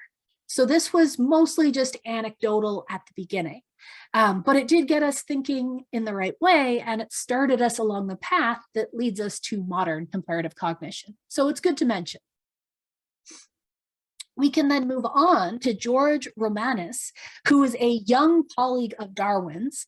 And so he was actually really looking at speciation. So this is how a common ancestor could evolve and separate into two separate species. So how did they go from being the same species to distinct species that no longer interbreed and that are now sort of separate from one another? Because understanding that process of speciation, of evolving into separate groups, could help us understand, sort of if we think backwards, well, how were humans similar to our other most closely related relatives? How are we similar to more distantly related relatives? So what was going on with that process? So another important way to frame ideas here. And so he was looking at the mental continuity between humans and other animals. So the idea that human intelligence and thinking and thought and reasoning didn't just appear out of nowhere, it must have come from an earlier ancestor. And so if that was something that evolved earlier, did any of our common ancestors have similar abilities that came through similar mechanisms? So this is our credited father of comparative psychology, because he was starting to look at these commonalities between species based on evolution. The issue here again is that we were looking at anecdotal methods. So the next couple of slides are a couple of little stories that Romanes had reported when trying to explain examples of animal intelligence. And he ended up doing a lot of what we call anthropomorphism, which is basically humanizing other creatures. So we'll look at an example of him talking about ants and how ants' behavior sort of matched with human behavior, and they sort of solved this problem by working together and communicating information and things like that. So again, it wasn't necessarily experimental evidence. We have anecdotal evidence, which isn't as useful for us using the scientific method. So on its own, it doesn't really tell us anything concrete, but it did, again, get us thinking in the right direction. And again, if you're somebody who likes quotes and sort of direct excerpts from texts, there's a couple on the next few slides. I'm just going to hit the high points because I don't love reading direct quotes. But this is saying, okay, so when we're learning, when organisms are learning new behaviors, is it that they're learning something from scratch? Is it a modification of something that already exists? Is it due to individual experience? What aspects are involved in this sort of adjustment of behavior?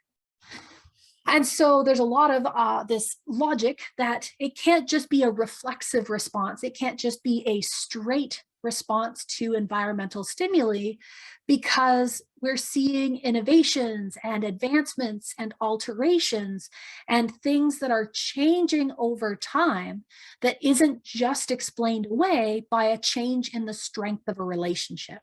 So this is basically saying it has to be more than just what the behaviorist perspective says it is. And for an example of some of the anthropomorphizing, this is his chat about ants and how he trapped an ant and observed how the other ants freed the trapped individual through cooperation. It's a very humanized version of this that a lot of behaviorists and honestly even some cognitive perspective individuals wouldn't necessarily agree to, because we can't know what these ants are thinking. So to write like this implies that we can. So that's something to watch for when you're reading and also writing your own research. And this is more about the ants, which for the sake of time we'll gloss over. So next, if we wanted to look at sort of some of the earlier behaviorists, We're going to talk, of course, in a moment about Thorndike, but even before that, we're going to look at C. Lloyd Morgan. So he was a British ethologist and psychologist, or in that early field of psychology. And he was really well known for his theory of emergent evolution. And he was one of the first people who started using an experimental approach to animal psychology. So he really pushed away from just anecdotal evidence and observations and moved towards, okay, what's actually going on here? How can we manipulate this situation? So he started describing behavior using objective terms. So removing that the ants think this, or they did that for this reason. And he would just note what they were doing and when they were doing it and how they were doing it, but leaving out all of that internal stuff that he couldn't know. And so he found that a lot of what had been labeled as impressive behavioral feats, things that non-human animals could do that were deemed intelligent, could actually come from simple trial and error learning. So maybe it's just like classical conditioning, where getting a good outcome means they're more likely to do that behavior again, and their behavior will slowly change just from that basic trial and error. So it isn't automatically attributing intelligence and reasoning and cognition, but being open to studying that. And so we have his most famous proposal, which is Morgan's canon.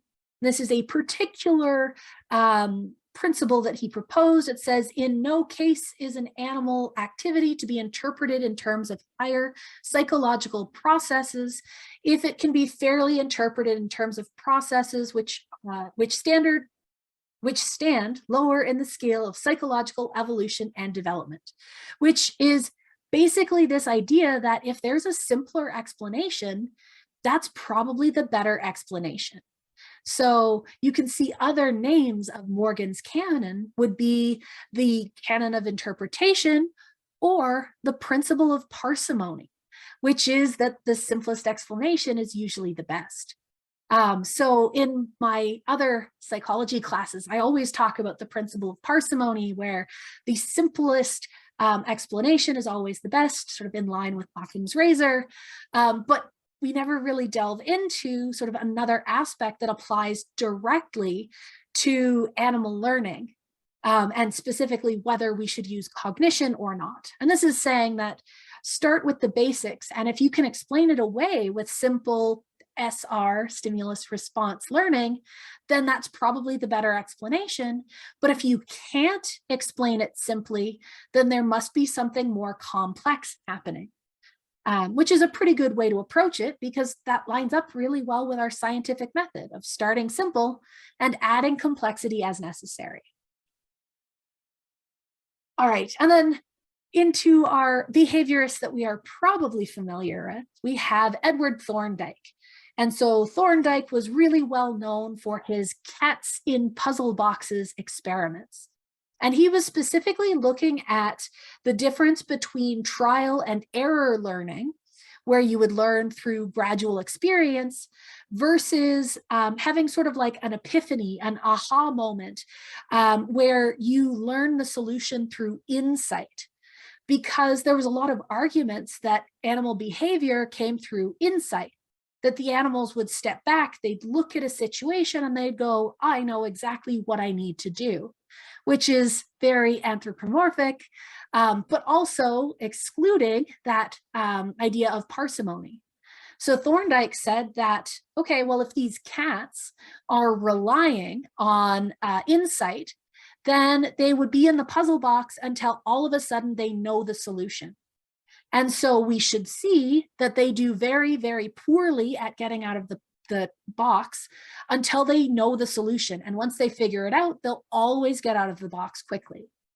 And that's actually something that's reported over here. So we actually have an image of a cat in a puzzle box, and he designed these puzzles himself. So they were set up so that they were difficult to escape from. they'd involve things like pulling on strings or pushing levers or sliding things, behaviors that weren't natural for a cat to do right off the bat. And what he would do is he'd put food or milk outside the box to motivate the cat to want to get out of the box as quickly as possible. And so if we look at how long it takes the cat to escape the box, if we were seeing insight, we'd see that they'd take forever to get out of the box and then all of a sudden figure it out and get out immediately. But what we see instead is kind of like a slow curve where they gradually get out faster and faster on average. But there are situations where sometimes they take a lot longer. So this is indicative of that trial and error, where it isn't sort of that internal aha moment, but it's through trying all the options and seeing which ones work, and then doing the behaviors that work more often because they worked. And this led to his law of effect, which, again, if you want the direct quote, is there, but it basically says that any action that you take that is followed by a good outcome, so like something that allows you out of the box where you can then get food, you're going to do that behavior more often. And then anything that's followed by a bad outcome, something undesirable, like staying stuck in the box, you're going to do it less often.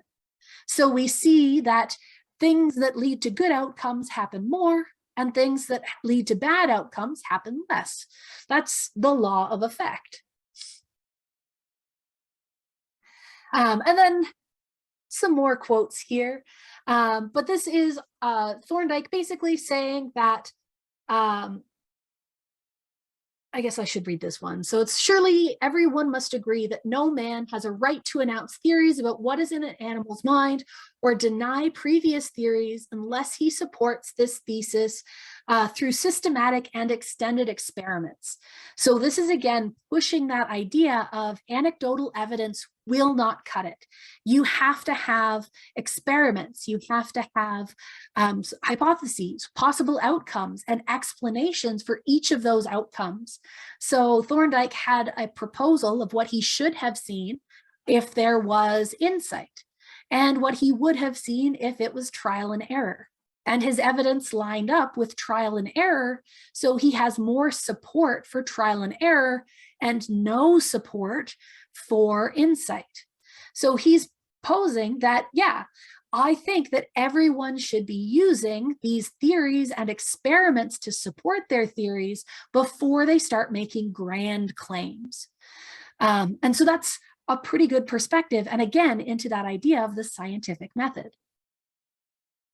For a couple more of our really important names, and you should be familiar with pretty much all of these, we have Pavlov, who was involved in classical or Pavlovian conditioning. So that's the idea of if a dog hears a bell ring every day before they get food, hearing the ringing of a bell will make them think of food.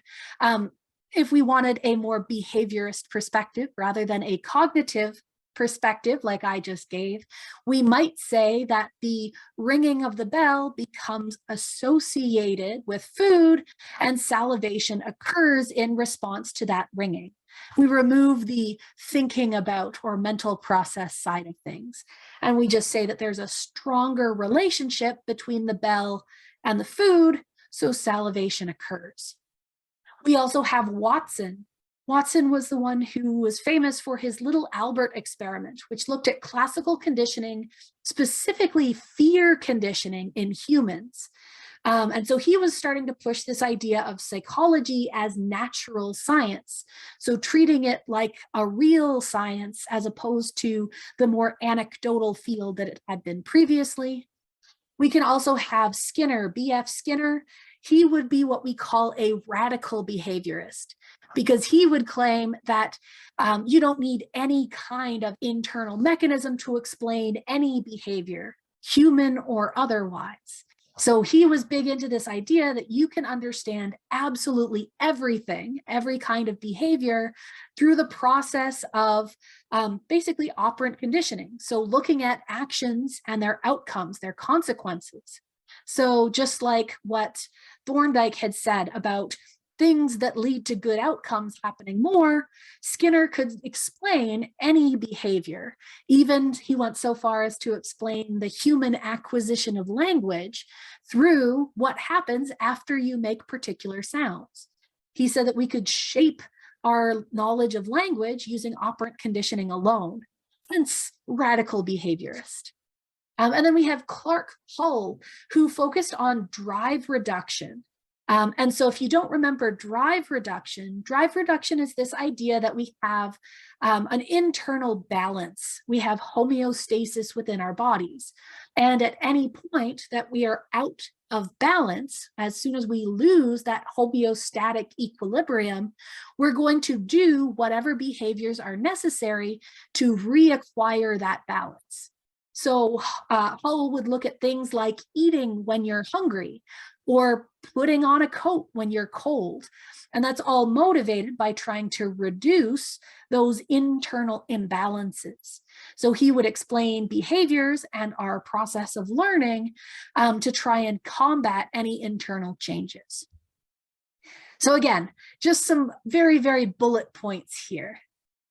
But a lot of these people you will start gathering were very important because of their emphasis on rigorous experimental techniques and this development of the scientific method. So not just looking at anecdotes, not just observing things, but actually conducting experiments and having alternative hypotheses and trying to control as many different aspects as they could so that they were sure of these causal relationships of the things they were looking at. So they really didn't like the earlier perspectives, things that looked at introspection. So you might remember structuralists would look within and think about what they were experiencing and what structures were within their bodies. Mentalism, which is sort of crediting thought and not trying to get a concrete mechanistic explanation. Those weren't really something that could be objective. They were open to interpretation, and they were really hard to get repetition. They were hard to reproduce, so they weren't good science. And so behaviorism was really important because of that push towards harder scientific methods. And then we start seeing this sort of bleed over between cognition and behaviorism. So the field of cognitive behaviorism is where we kind of have a little bit of both. And so Tolman was really behaviorist in his methodology. So he worked with mazes and sort of navigating in spaces, which was a big thing for behaviorists. So if you had rats running a maze and you were looking at how they learned particular responses or choices, that's very behaviorist. But Tolman sort of started adding to that, which is why he falls under the cognitive behaviorism umbrella. And this is the idea of cognitive maps. So he was studying learning in rats, and he would put rats in these mazes, but he focused in on this idea that the rats could learn information about their environment and store it internally to use later. And the way that he did this is he'd actually set up these mazes. And at the beginning, he'd have some rats that would run the maze with no outcome. So they would run the maze, but they wouldn't necessarily get food or a reward or anything for completing it. So they were just wandering in this environment. If we use just a behaviorist perspective, if the rat doesn't get any kind of good outcome, then they shouldn't necessarily learn anything about how to act in that maze. However, Tolman found that if they were given experience and then later given a reward for leaving the maze, those who had the prior experience actually did so much better performance-wise. They got out of the maze faster, they made fewer errors, so they must have learned something when they were wandering that maze. So there's more to it than just the outcomes. So this is saying that, yeah, there's some kind of mental representation of this environment, which he called cognitive maps. And this process of storing that information but not using it until later is actually something called latent learning. So this is saying that we can have the acquisition of knowledge before we see a change in behavior. And this is kind of like maybe you have a child or know a young child and they sit and they listen to people talking and you don't think anything of it, but maybe later on they let slide a couple of curse words and you're like, where on earth did you learn that? That nobody said that right now, but maybe they absorbed that knowledge and let it out at a later point. Every Christmas when I sit with my family, get told a story where I did just that in a doctor's office as a 2-year-old, and they have no idea where I learned it from, but it was latent learning because I learned it and broke out that knowledge later on at the least convenient moment. So this is separating the idea of acquisition, acquiring that information, and performance, which is actually using that information. Because if we look at just pure behaviorism, we're focusing on acquiring and using that knowledge basically at the same time altogether. So this is allowing us to have that little bit of separation. So exposure can produce learning, specifically latent learning in this case, where we don't act on that information quite yet. And then when we have reinforcement, when we have some kind of outcome, that's when we start seeing changes in behavior. That's when we see that change in performance. And this is a graph here that actually shows sort of the behavior if they're not given food at all, which means that there's no motivation for them to perform better because there's no reward for performing better. So they would take a while to run the maze because there's nothing hurrying them up. If they were given food right off the bat, they would learn at a fairly good clip. That's this line here where we see a pretty decent curve. They learn gradually, lines up with our trial and error learning that we saw on the Thorndike graph, same basic idea. But this line, the food after day 11, is the cool one. That's really important. So we're looking at the open squares here. It's a little hard to see. But this is showing that they follow the no food group up until day 11. So there's nothing really special about them until that point. But at day 11, they start being given food. So all of a sudden we introduce a reward for getting through the maze, and we see that their performance drops, or it goes down. So the average number of errors decreases. That could also be, say, time to escape the maze would also go down. So they're doing better. And they do better even than the group that had food right from the beginning. So not only do we see that they learned something, even though we couldn't see it at the beginning, their performance might even be better because they weren't reinforced until later, which is very, very cool. Okay, so that's latent learning. And so then we can start looking at sort of shifting away from this stimulus response behaviorism, so more pure behaviorism, where we look at the environmental stimulus and then the direct response that occurs. So we have another bunch of names. We had Rescorla, so you'll see lots of Rescorla when you look at learning, specifically Rescorla Wagner, which might come up later in the course. So those are two big names there. We also have Kamen. And they were saying that, okay, well, Pavlovian conditioning or classical conditioning isn't automatic. There has to be some extra level involved. So there must be something learned about the association or the link between that stimulus and the response. So they're saying it's not just stimulus and response, there's something else going on.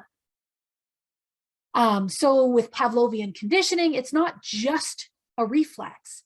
It's about learning about causal relationships, learning that this stimulus will lead to other things. And so the predictive power of our conditioned stimulus is going to be important. As a brief refresher, we had our conditioned stimulus is the stimulus that we are learning about.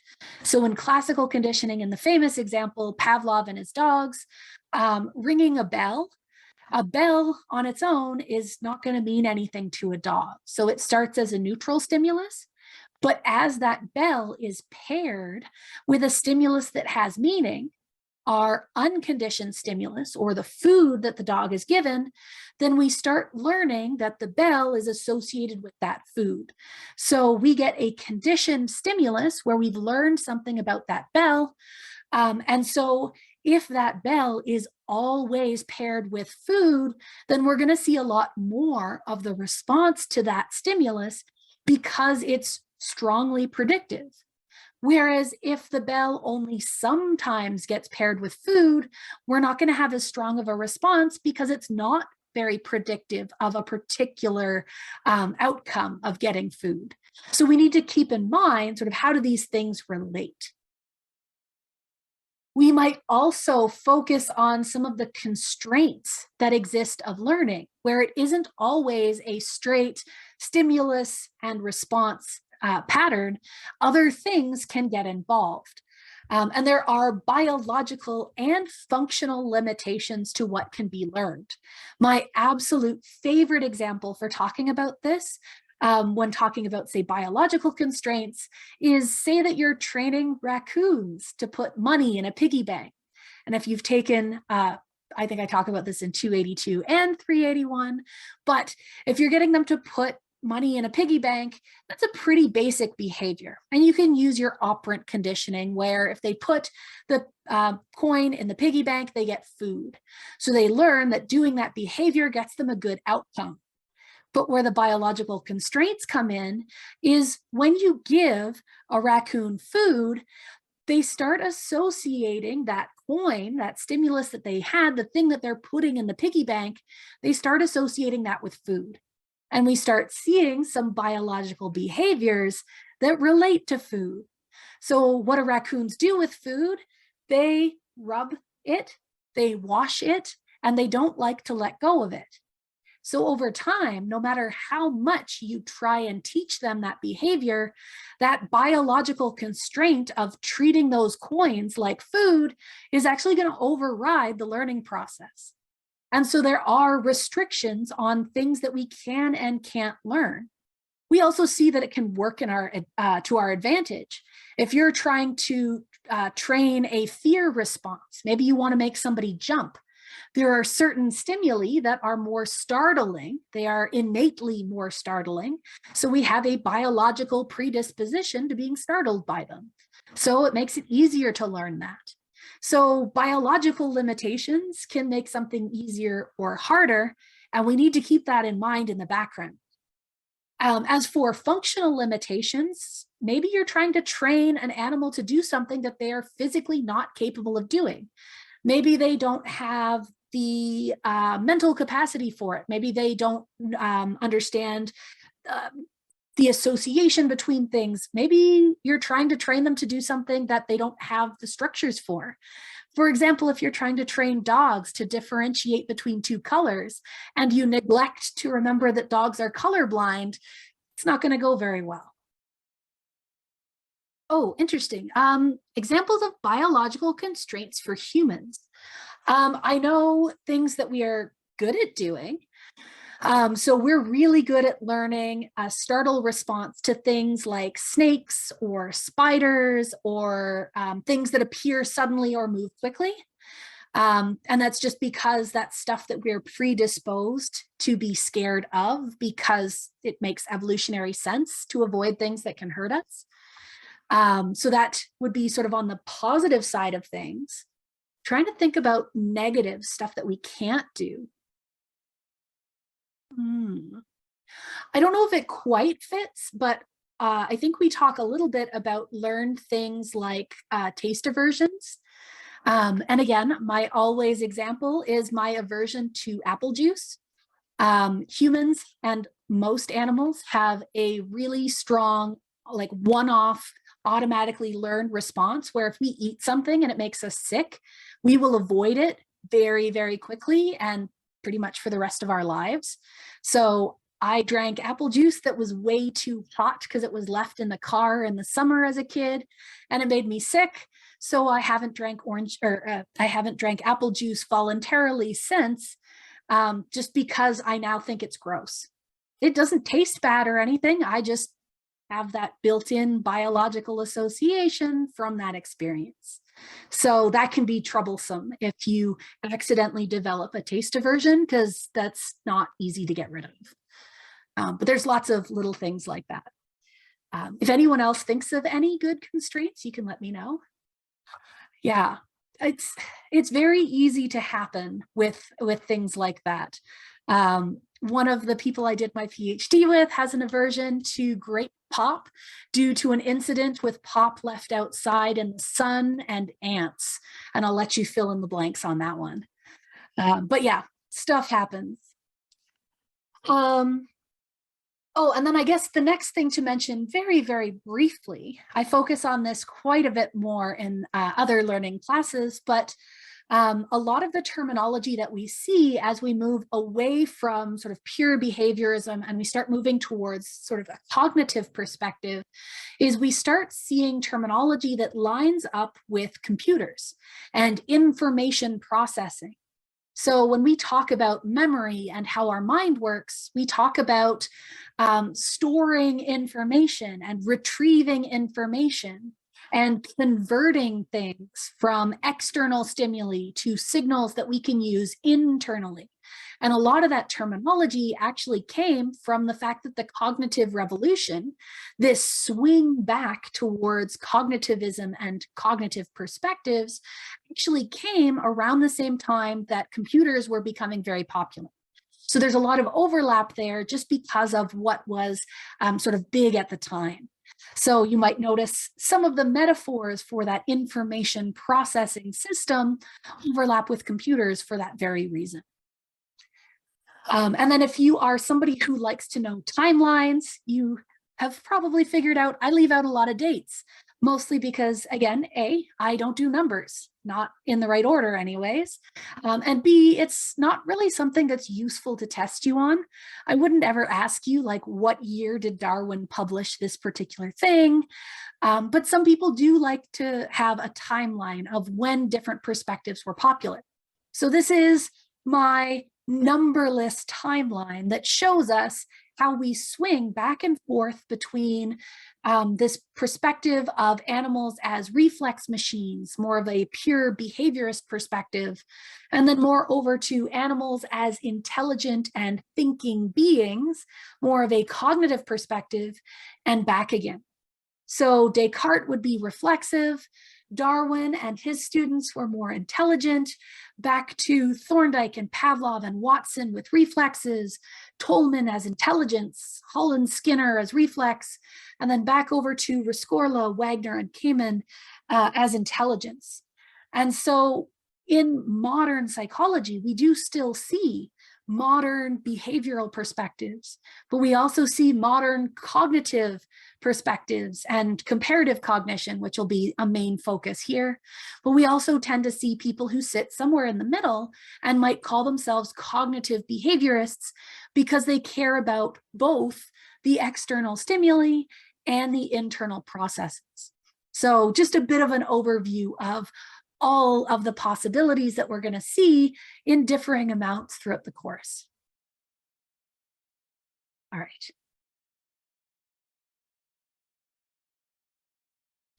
And then just another couple of things to consider here. So commonalities in research. So this is saying that this isn't exclusive to just behaviorists or just cognitive psychologists. This is sort of in general. We're going to look at psychology as the study of behavior. They might not agree on the mechanisms involved in that behavior, but we are looking at that behavior.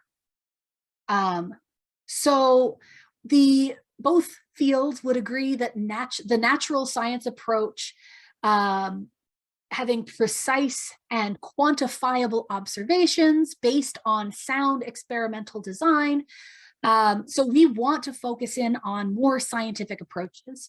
Just having vague observations and anecdotes isn't going to cut it, no matter what area you are following. We are going to look at experiments as much as possible, things that we can quantify as much as possible, things that we can have comparisons between. We want to have a proper scientific setup as much as possible. So we also look at, by having sort of this background and by starting to have proposals for mechanisms that might be involved, we start seeing that behavior can also be predicted. So we start with the focus of, okay, well, what is the animal doing? But then we also start getting into, well, why are they doing it? Or how are they doing it? And as we propose different theories, so they're doing it because of a learned association between this and this leading to that outcome, we can start saying, okay, if that pathway is what's driving this, if we change this stimulus in this particular way, we should see that adjustment in behavior. So we start making predictions and we can actually add that into our experiments. So we can say, yeah, we think this is what's happening. Let's get evidence to see if that's the case. And if your results match your predictions, then you have more evidence supporting your theory. And if you don't, then you have more information and you can start changing your theories to match what you're observing as things happen. We do keep in mind the fact that the mind itself is not an explanation for behavior. So even if you are a cognitive psychologist, we don't just say that, oh, they think about it and this is the end of it. We would say that we care about that internal process.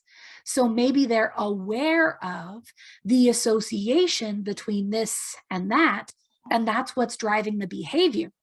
But we're not just sort of waving our hands and saying that, oh, they think things and that's it. We're still caring about mechanisms. We're not trying to attribute everything to the mind and walk away. We're just also sort of saying, okay, internal stuff can matter too.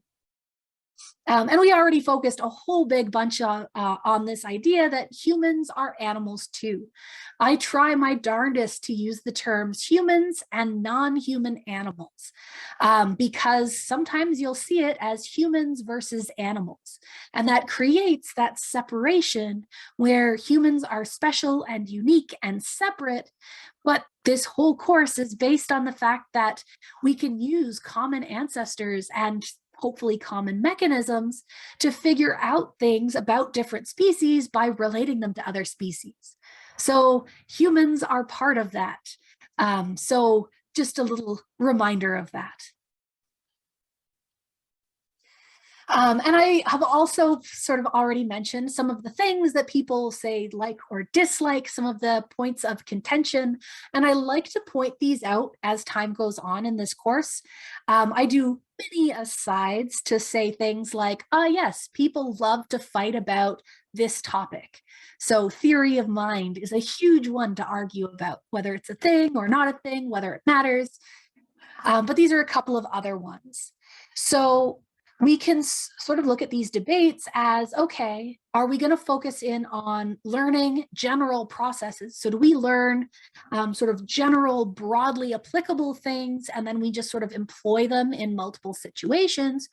Or do we develop individual one-off behaviors that are specific to a particular situation? Which is more likely to evolve? Do we start broad and get specific, or do we start specific and then potentially broaden? And that's a pretty big debate that might still not be agreed upon. There's also, again, that debate of the uniqueness of humans. So we have talked about anthropomorphism, which is where we sort of prescribe human characteristics to non-human animals. So talking about the ants reasoning the way that humans do, but you might also see something called anthropocentrism, And this is that focus on humans as being sort of central and unique and special and separate, where everything is framed to look at humans and how it matters to humans and what it means to humans. But I can use myself as an example here. So I am technically a comparative psychologist. I study comparative cognition in black-capped chickadees by comparing them to other songbirds. I don't really do anything with humans. So I'm still comparing, but it's not overly anthropocentric because humans, I could take or leave them. Whereas some people would want to study songbirds specifically because they're vocal learners, just like humans are. So if we learn how songbirds communicate, maybe that helps us understand how humans evolve to communicate. That would be a more human-centric approach. And it isn't necessarily good or bad to be one or the other. You'll find that most people can give you an anthropocentric framing of their research because funding bodies care about humans. So I can tell you how we could relate learning about communication in songbirds relates to humans, but that isn't necessarily an interest. And then we have behavior versus the mind and this debate about consciousness. So are we acting on impulse and then thinking about those actions? Is the thought the thing that drives the actions? Does it matter? Is there intention? And then again, if we separate it from humans, can we show intention in non-human animals? And how would that affect our interpretations? And does it even matter? And that's a huge debate to talk about, but just drawing some attention to what's there. All right, and I think the last couple of slides that I had, just let me scroll through quick. Oh, I do have ethics stuff as well. You watch my time here. Okay, I think what I'm going to do is very, very quickly do the ethics stuff, and then I'll come back to the opinion questions if we have time, just to get you guys involved. Because like I said, today is very me heavy with me doing lots of chatting. But I do want to touch on our ethics before I stop. So of course, whenever you're talking about doing research, you should be getting some kind of discussion on ethics. And so throughout your psychology degrees or any psychology courses you've taken, you'd be given sort of the basics of ethics. But again, you typically see a lot of ethics as they relate to humans. So what are the principles of ethics that apply to human participants, but not so much about non-human animal research subjects? So I like to do a little bit of a focus in on how do we sort of make comparisons between both, what kind of ethics are being considered. And I don't go again into tons of detail on this because you've probably seen this a number of times, especially if you've been in any of my earlier classes. But when we look at ethics, it's really important to know that all research that's conducted, anything that's published, goes through multiple rounds of ethics approval just to make sure that what's being done is necessary, that you're not causing undue harm, that you are learning something from it, that it's not causing harm that isn't necessary, and all sorts of things. So there's a couple of links here just to highlight the fact that we have federal standards. So there are standards at the level of whatever country you're operating in. So if you're going to be doing research in Canada that involves animals, you have to follow the Canadian overarching research restrictions on what can and can't be done.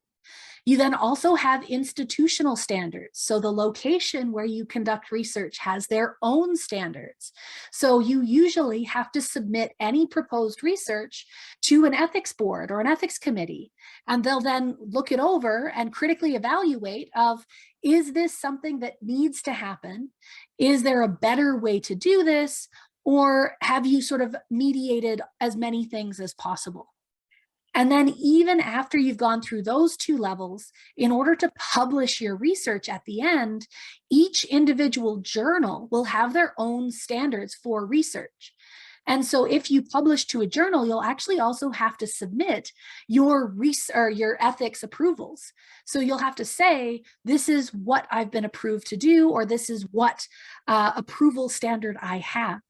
So there's multiple levels of this. And when we get to the end of it, the big take home of ethics is that these rules exist at multiple levels, and they are very strict. And as a researcher, if you ever violate ethics rules, you basically end up blacklisting yourself. So it means that you cannot do research in that country or at that institution. And it means that you can't publish your research. And sometimes when other journals see that you've got a black mark, they won't publish your research either, which is a good thing because it makes sure that everyone follows the procedures. It's not something that just sort of exists in the ether and isn't enforced. It is very important.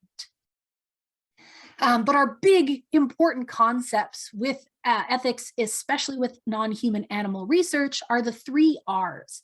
And you've, again, probably seen these. So these 3 R's are replace, reduce, and refine. And that kind of goes along with what I've already said, but replace is saying, can you use something other than animals? So maybe instead of using humans, you're going to use a different animal. Maybe instead of rats, you're going to use cockroaches, or maybe instead of any kind of animal, maybe you can use a computer model.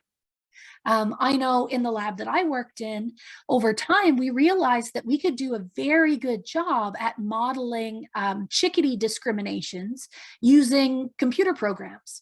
So we could actually train up an artificial neural network to respond to different frequencies the same way that the chickadees would.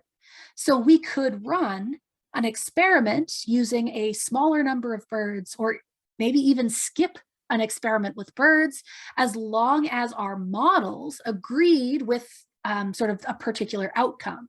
So you can replace with something that is going to be less harmful.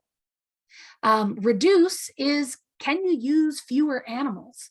So again, with that example of, okay, well, maybe I'm going to be working with black-capped chickadees, but I also have an artificial neural net that I can use to confirm the findings. So to be more statistically certain of my outcomes, I don't have to use as many animals because I have that second procedure that I can use with it. This could also involve designing your experiment in such a way that you use the exact number of subjects in order to get statistical significance. So you can look at power and calculate backwards exactly how many participants you should have and use the smallest number possible. So there's lots of ways you can do that. Oh, and then another question here. So Dr. Giet is actually from the same lab that I was from. So I worked with Dr. Sturdy for, gosh, at this point, it's been like 8 years. Lauren was a student of his before I was. So I don't think we are necessarily on any similar or any of the same papers, but I have absolutely worked with the same procedures that she did. And I sort of have done follow-ups of her research. So actually, she might even be on a couple of my papers because it was a follow-up to her stuff. So yes, there's a lot of overlap there. And it's, yeah, you'll see a lot of similarities.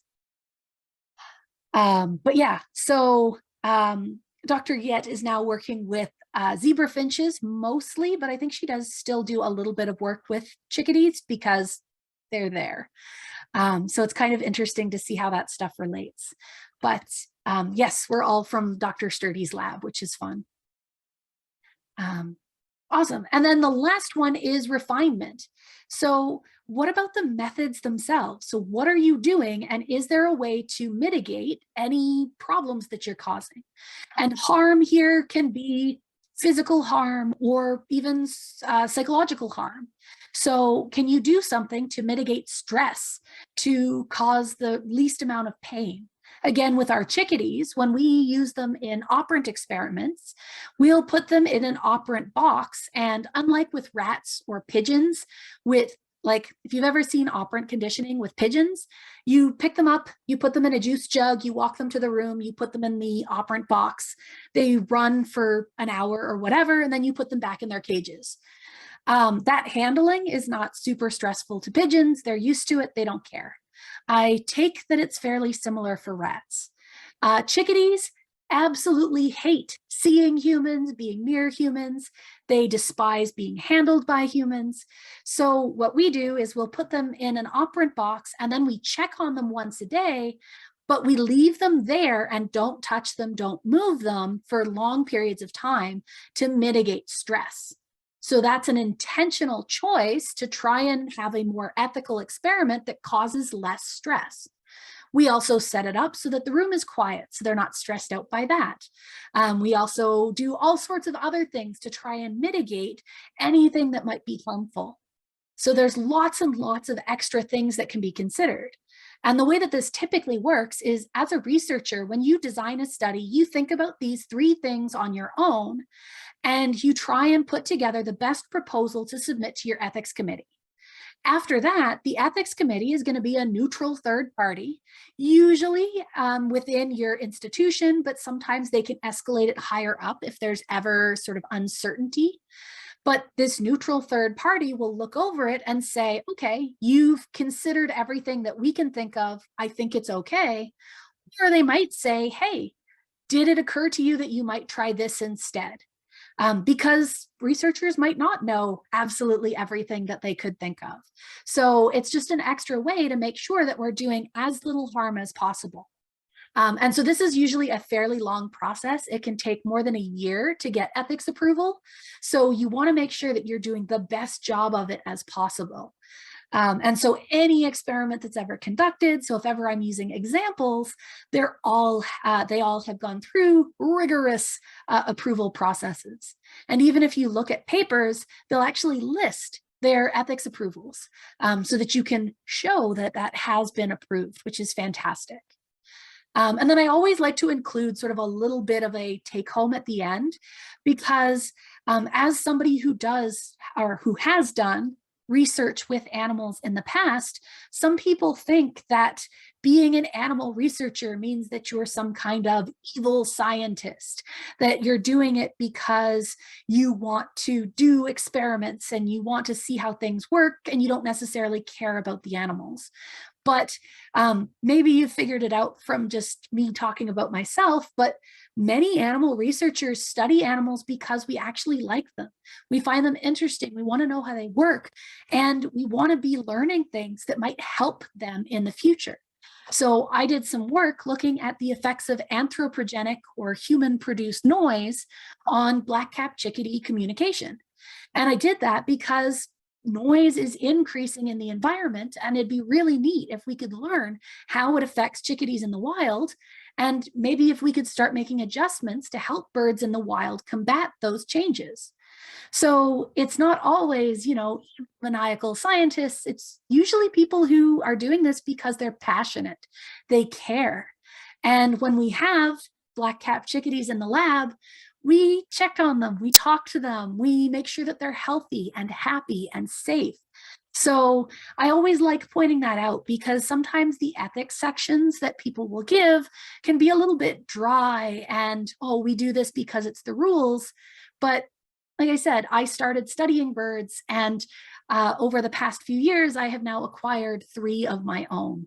So it happens. I also mentioned that because these regulations are so strongly followed and enforced, violating any kind of ethical practice or doing something unethical as a researcher is a terrible idea, because it can ruin your career. So that sort of ensures that people, even if they aren't necessarily, in love with their study species, they're still going to do the right thing. And that's important to note.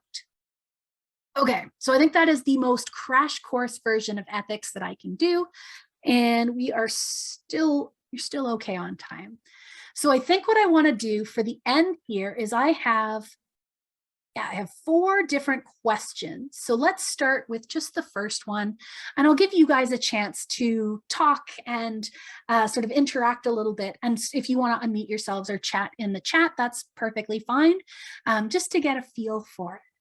But before we start the class and before we get too much into anything, does anyone have sort of an opinion? Do you think that studying animals is going to actually help us understand human behavior? Do you think that you should only study humans to study human behavior? Any kind of reasoning or logic there?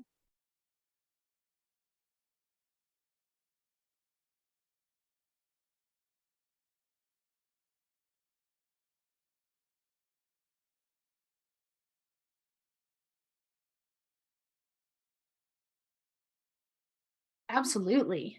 Yeah, like there's ethical reasons, there's cost reasons, there's even just availability. That's definitely an important aspect, yes.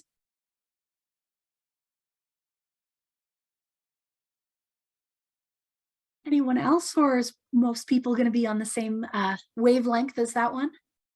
Oh, go ahead.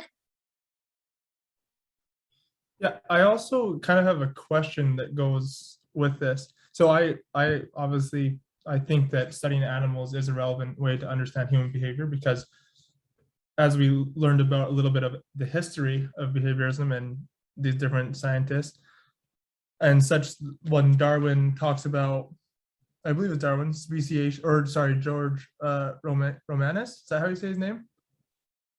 Sure. He talks about speciation. We all, with evolution, we come from similar backgrounds, and so we have similar systems in different with different animals. And my question that goes along with my comment is there different animals, specific animals that are used to study specific systems in humans? So is like one animal better for hunger in humans, or is there one animal that's better for memory? If that makes sense. Yeah, and kind of. So it really depends. Like a lot of stuff, like people, if they want to study cognition, like the ideal would be to study it in other primates. But that's really difficult. And in more recent years, they've actually started to move away from primate research because it's now illegal to bring any more primates into captivity, which is a fantastic move because they are very, very intelligent creatures, and it isn't always the best for them to be in those environments. So it gets harder and harder to do stuff like that. You'll find that people study species that are really good at the topic that we're interested in. So songbirds are a great example for language and communication because they're known for their really complex vocalizations and potentially the ability to share information between them. Whereas if you wanted to look at memory, maybe you would look at something like the Clark's nutcrackers, because they cache and hide food in thousands of places and can go back and find them. So they're really good for navigation. Some species are chosen more for convenience. So there's a lot of like mice and rats and pigeons that are used simply because they're really easy to house in a lab. But that doesn't necessarily mean it's less applicable. I'm trying to think what else is there. Communication, another one would be like dolphins, because again, they're very complex. Yeah, I think those are the ones that occur to me off the top of my head. But yeah, there's lots of different reasons that people choose different species. It isn't necessarily always going to be genetic relatedness or an immediate common ancestor. Mostly we just try and focus on which species are the best at what we're trying to study. All right, thank you. Awesome. Interesting. So very, very cool perspectives there. All right. What about, ooh, this is an interesting one. I always forget that I include this question. So we were looking at, okay, it's beneficial to study animals to understand humans. Might it also be beneficial to understand animals just to understand animals? So even if we don't have a direct application to humans, can anybody think of anything or any reasons why this might be beneficial? Oh, and Jenna's got a potential response. Okay, this is definitely a less scientific reason, I'd say, but I just feel like since animals are a big part of our lives, basically, I know a lot of people have pets and they're around people. I feel like it might be useful to know what they're thinking if we could find that out. And I don't know, maybe even learn something from them that humans don't know. Yeah. Yeah, very cool. Yeah.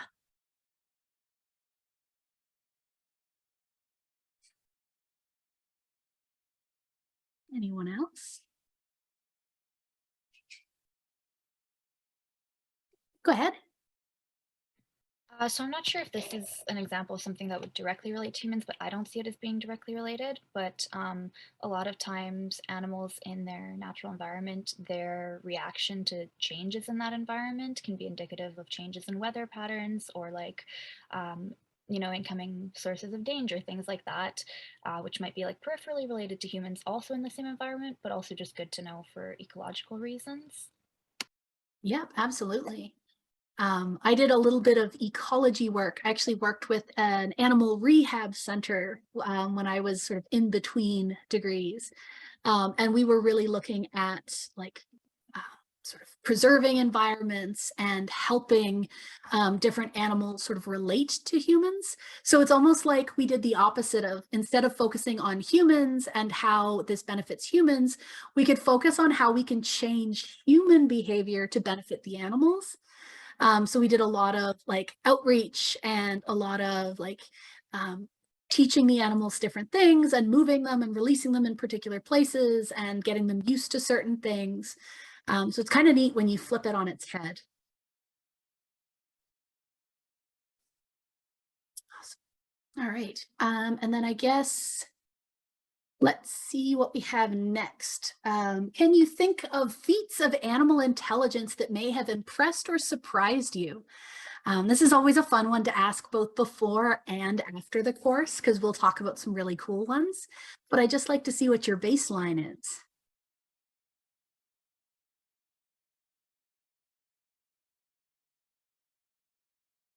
Crows are one of my favorites.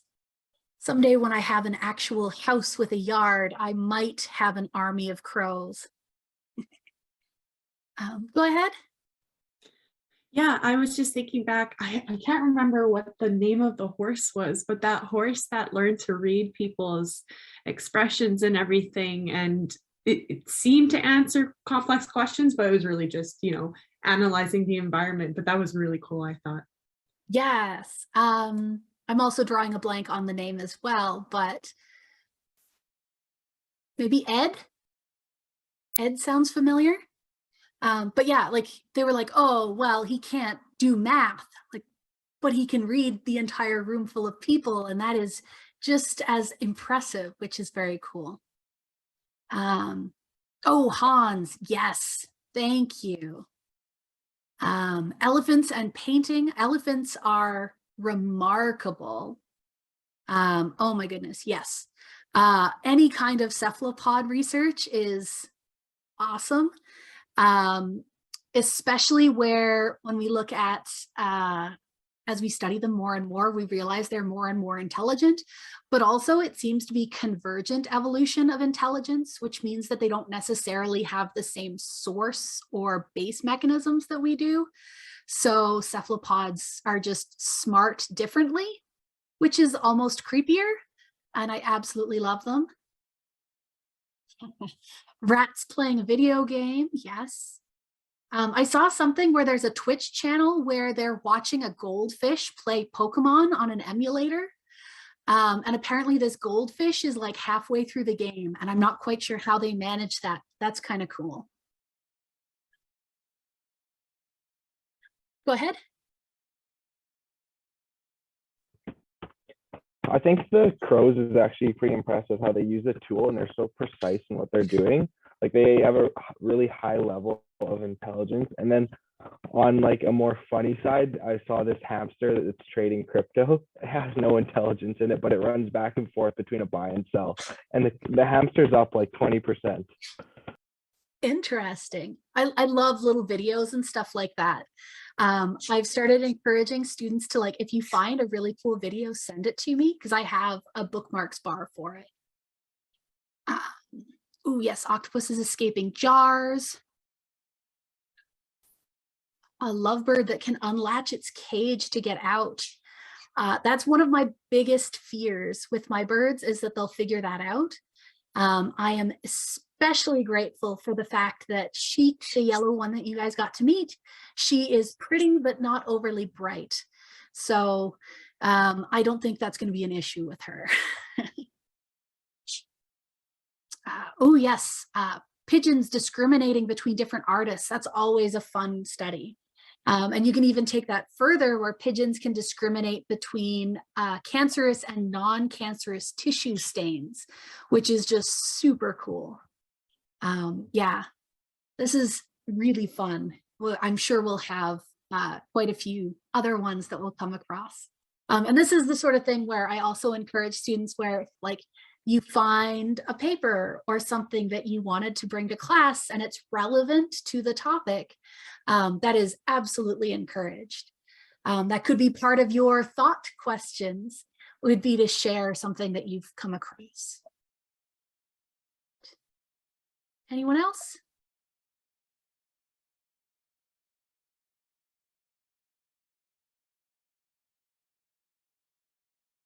All right. And then I think our last question, just right on time. All right, this is an interesting one. So I'm not quite sure how this one will go, but this is, do you think that there are fundamental, qualitative, sort of measurable differences in the psychological abilities of humans and non-human animals? So are you more of the opinion that yes, humans are special and there's stuff that they're going to be good at that other animals can't be good at? Or are you more in line with, say, Darwin's idea of we differ more in sort of variety, but not necessarily like the category?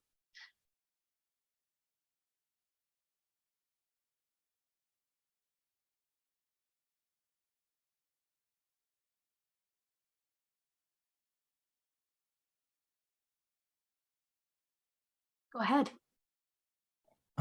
I feel like this would fall under the Darwin, like we vary in variety and not like category. What did you say? Yeah. I I think language and communication is really like interesting. Humans have like hundreds of languages, I think, and like animals, they all like communicate in their own way. Bunnies, they like thump their feet to like alert others. Dolphins and like bats, they do like sonar, right? And like just a like vast amount of communication in different types of species is just really, really interesting in my opinion. Yeah, yeah. And it's kind of neat, because it's almost like a matter of opinion of, is our communication special and separate from songbird communication, or is it just like a different type? Go ahead, Jillian. I think that's an interesting point too, because I'm kind of conflicted on this. There are examples where I think of like, oh, it's a thing of degree, like Mustafa mentioned echolocation. And I know in previous classes, I think it was perception, we were taught that even people who might have visual impairments can actually use ecolocation to get around and like figure out their environment. And then I think, you know, about birds, like certain species of birds can recreate human voices quite well, actually. Like crows talking is kind of creepy. But then there are things like color vision, where I think of like the mantis shrimp and how many different colors it's able to see that we just can't even comprehend. So I think I don't have a certain answer for this on how I feel about it, but I'm leaning more towards the degree versus like category. Interesting. Yep.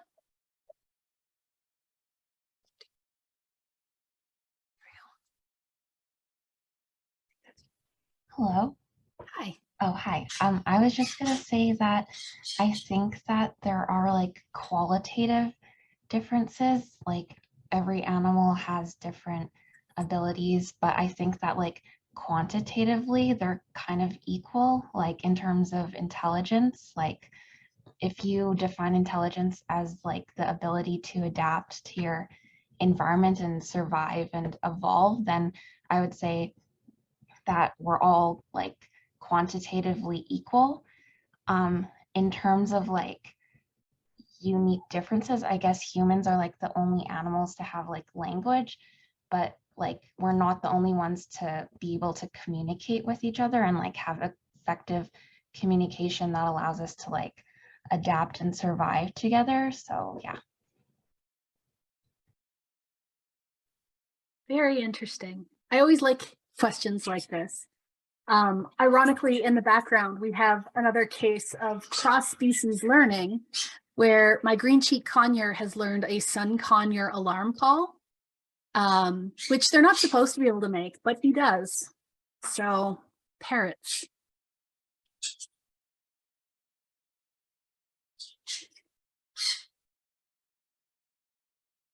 That's an interesting way to look at it, where, yeah, like some species are really good at some things and others not so much. And we sort of tend to fall somewhere in the middle. That's a very cool way of looking at it. Yeah, I always liked, there's a cartoon where it's looking at evaluating ability in different species, and they have a fish and a goose and a giraffe, and they ask them to climb a tree. And it's like, well, our evaluations of intelligence or of ability, it's really going to depend. And one of the big things we'll focus on in this class is that human-centric approach where we think of being smart as solving problems and counting things and communicating with language. We're really gauging intelligence and cognition in other species based on humans. And so as we start moving away from that, and as we start looking at, okay, well, what's relevant to this species and evaluating them that way, we're actually starting to see a lot more intelligence than what we would have seen in the past, which is really cool. But yeah, so a couple of things to consider moving forward. All right. But yeah, so I think that was everything I wanted to cover today. There we go, stop with the sharing there. Oh, and then also close that without getting rid of you guys. Perfect. Awesome. So I mentioned at the beginning that today's class is a little bit weird. It was very me heavy. Next class on next Monday is going to be a little bit me heavy again, because I'm going to talk for my usual sort of hour at the beginning where I give the general lecture, but then I'm also going to be doing the student presentation example. So you'll just sort of have to listen to me again. We'll do a little bit more of the breakout and get a feel for opinions and topics about stuff that way. But for next week, you're definitely going to want to read the general articles. And I think there is only one specific article, so I'd encourage reading that.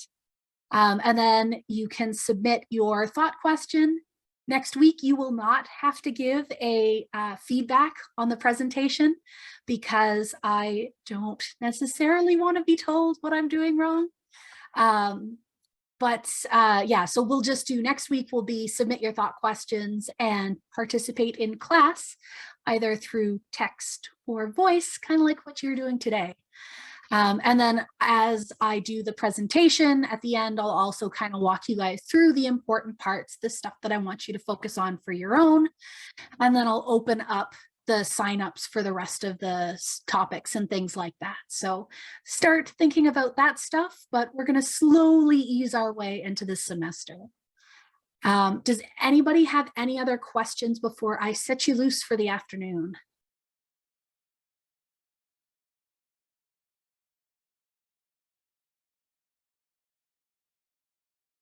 Really? No, you don't need any thought questions for today's class. I don't start anything until sort of the second class, because some people were able to read the syllabus and get signed up, and some people are just joining the class. So don't worry about this week. We'll start for next week. So by Sunday, you should send me an email with the thought questions. Earlier, perfectly fine. If you wanted to sit down and do that now and send it to me now, I will make note of that now. But yep, that's all you're gonna need to do. And then we'll pick up again on Monday. Awesome. All right, then I will let you guys go. If you have any questions, let me know. Yeah, so the presentations will open up next Monday. Yeah, so you can't sign up today. If you're starting to be interested in the first week of topics that you can present, you could reach out directly and sign up, because most students don't want to. But otherwise, we'll open it up fully next Monday. Awesome. Perfect. Have a great week, and I'll see you guys next week.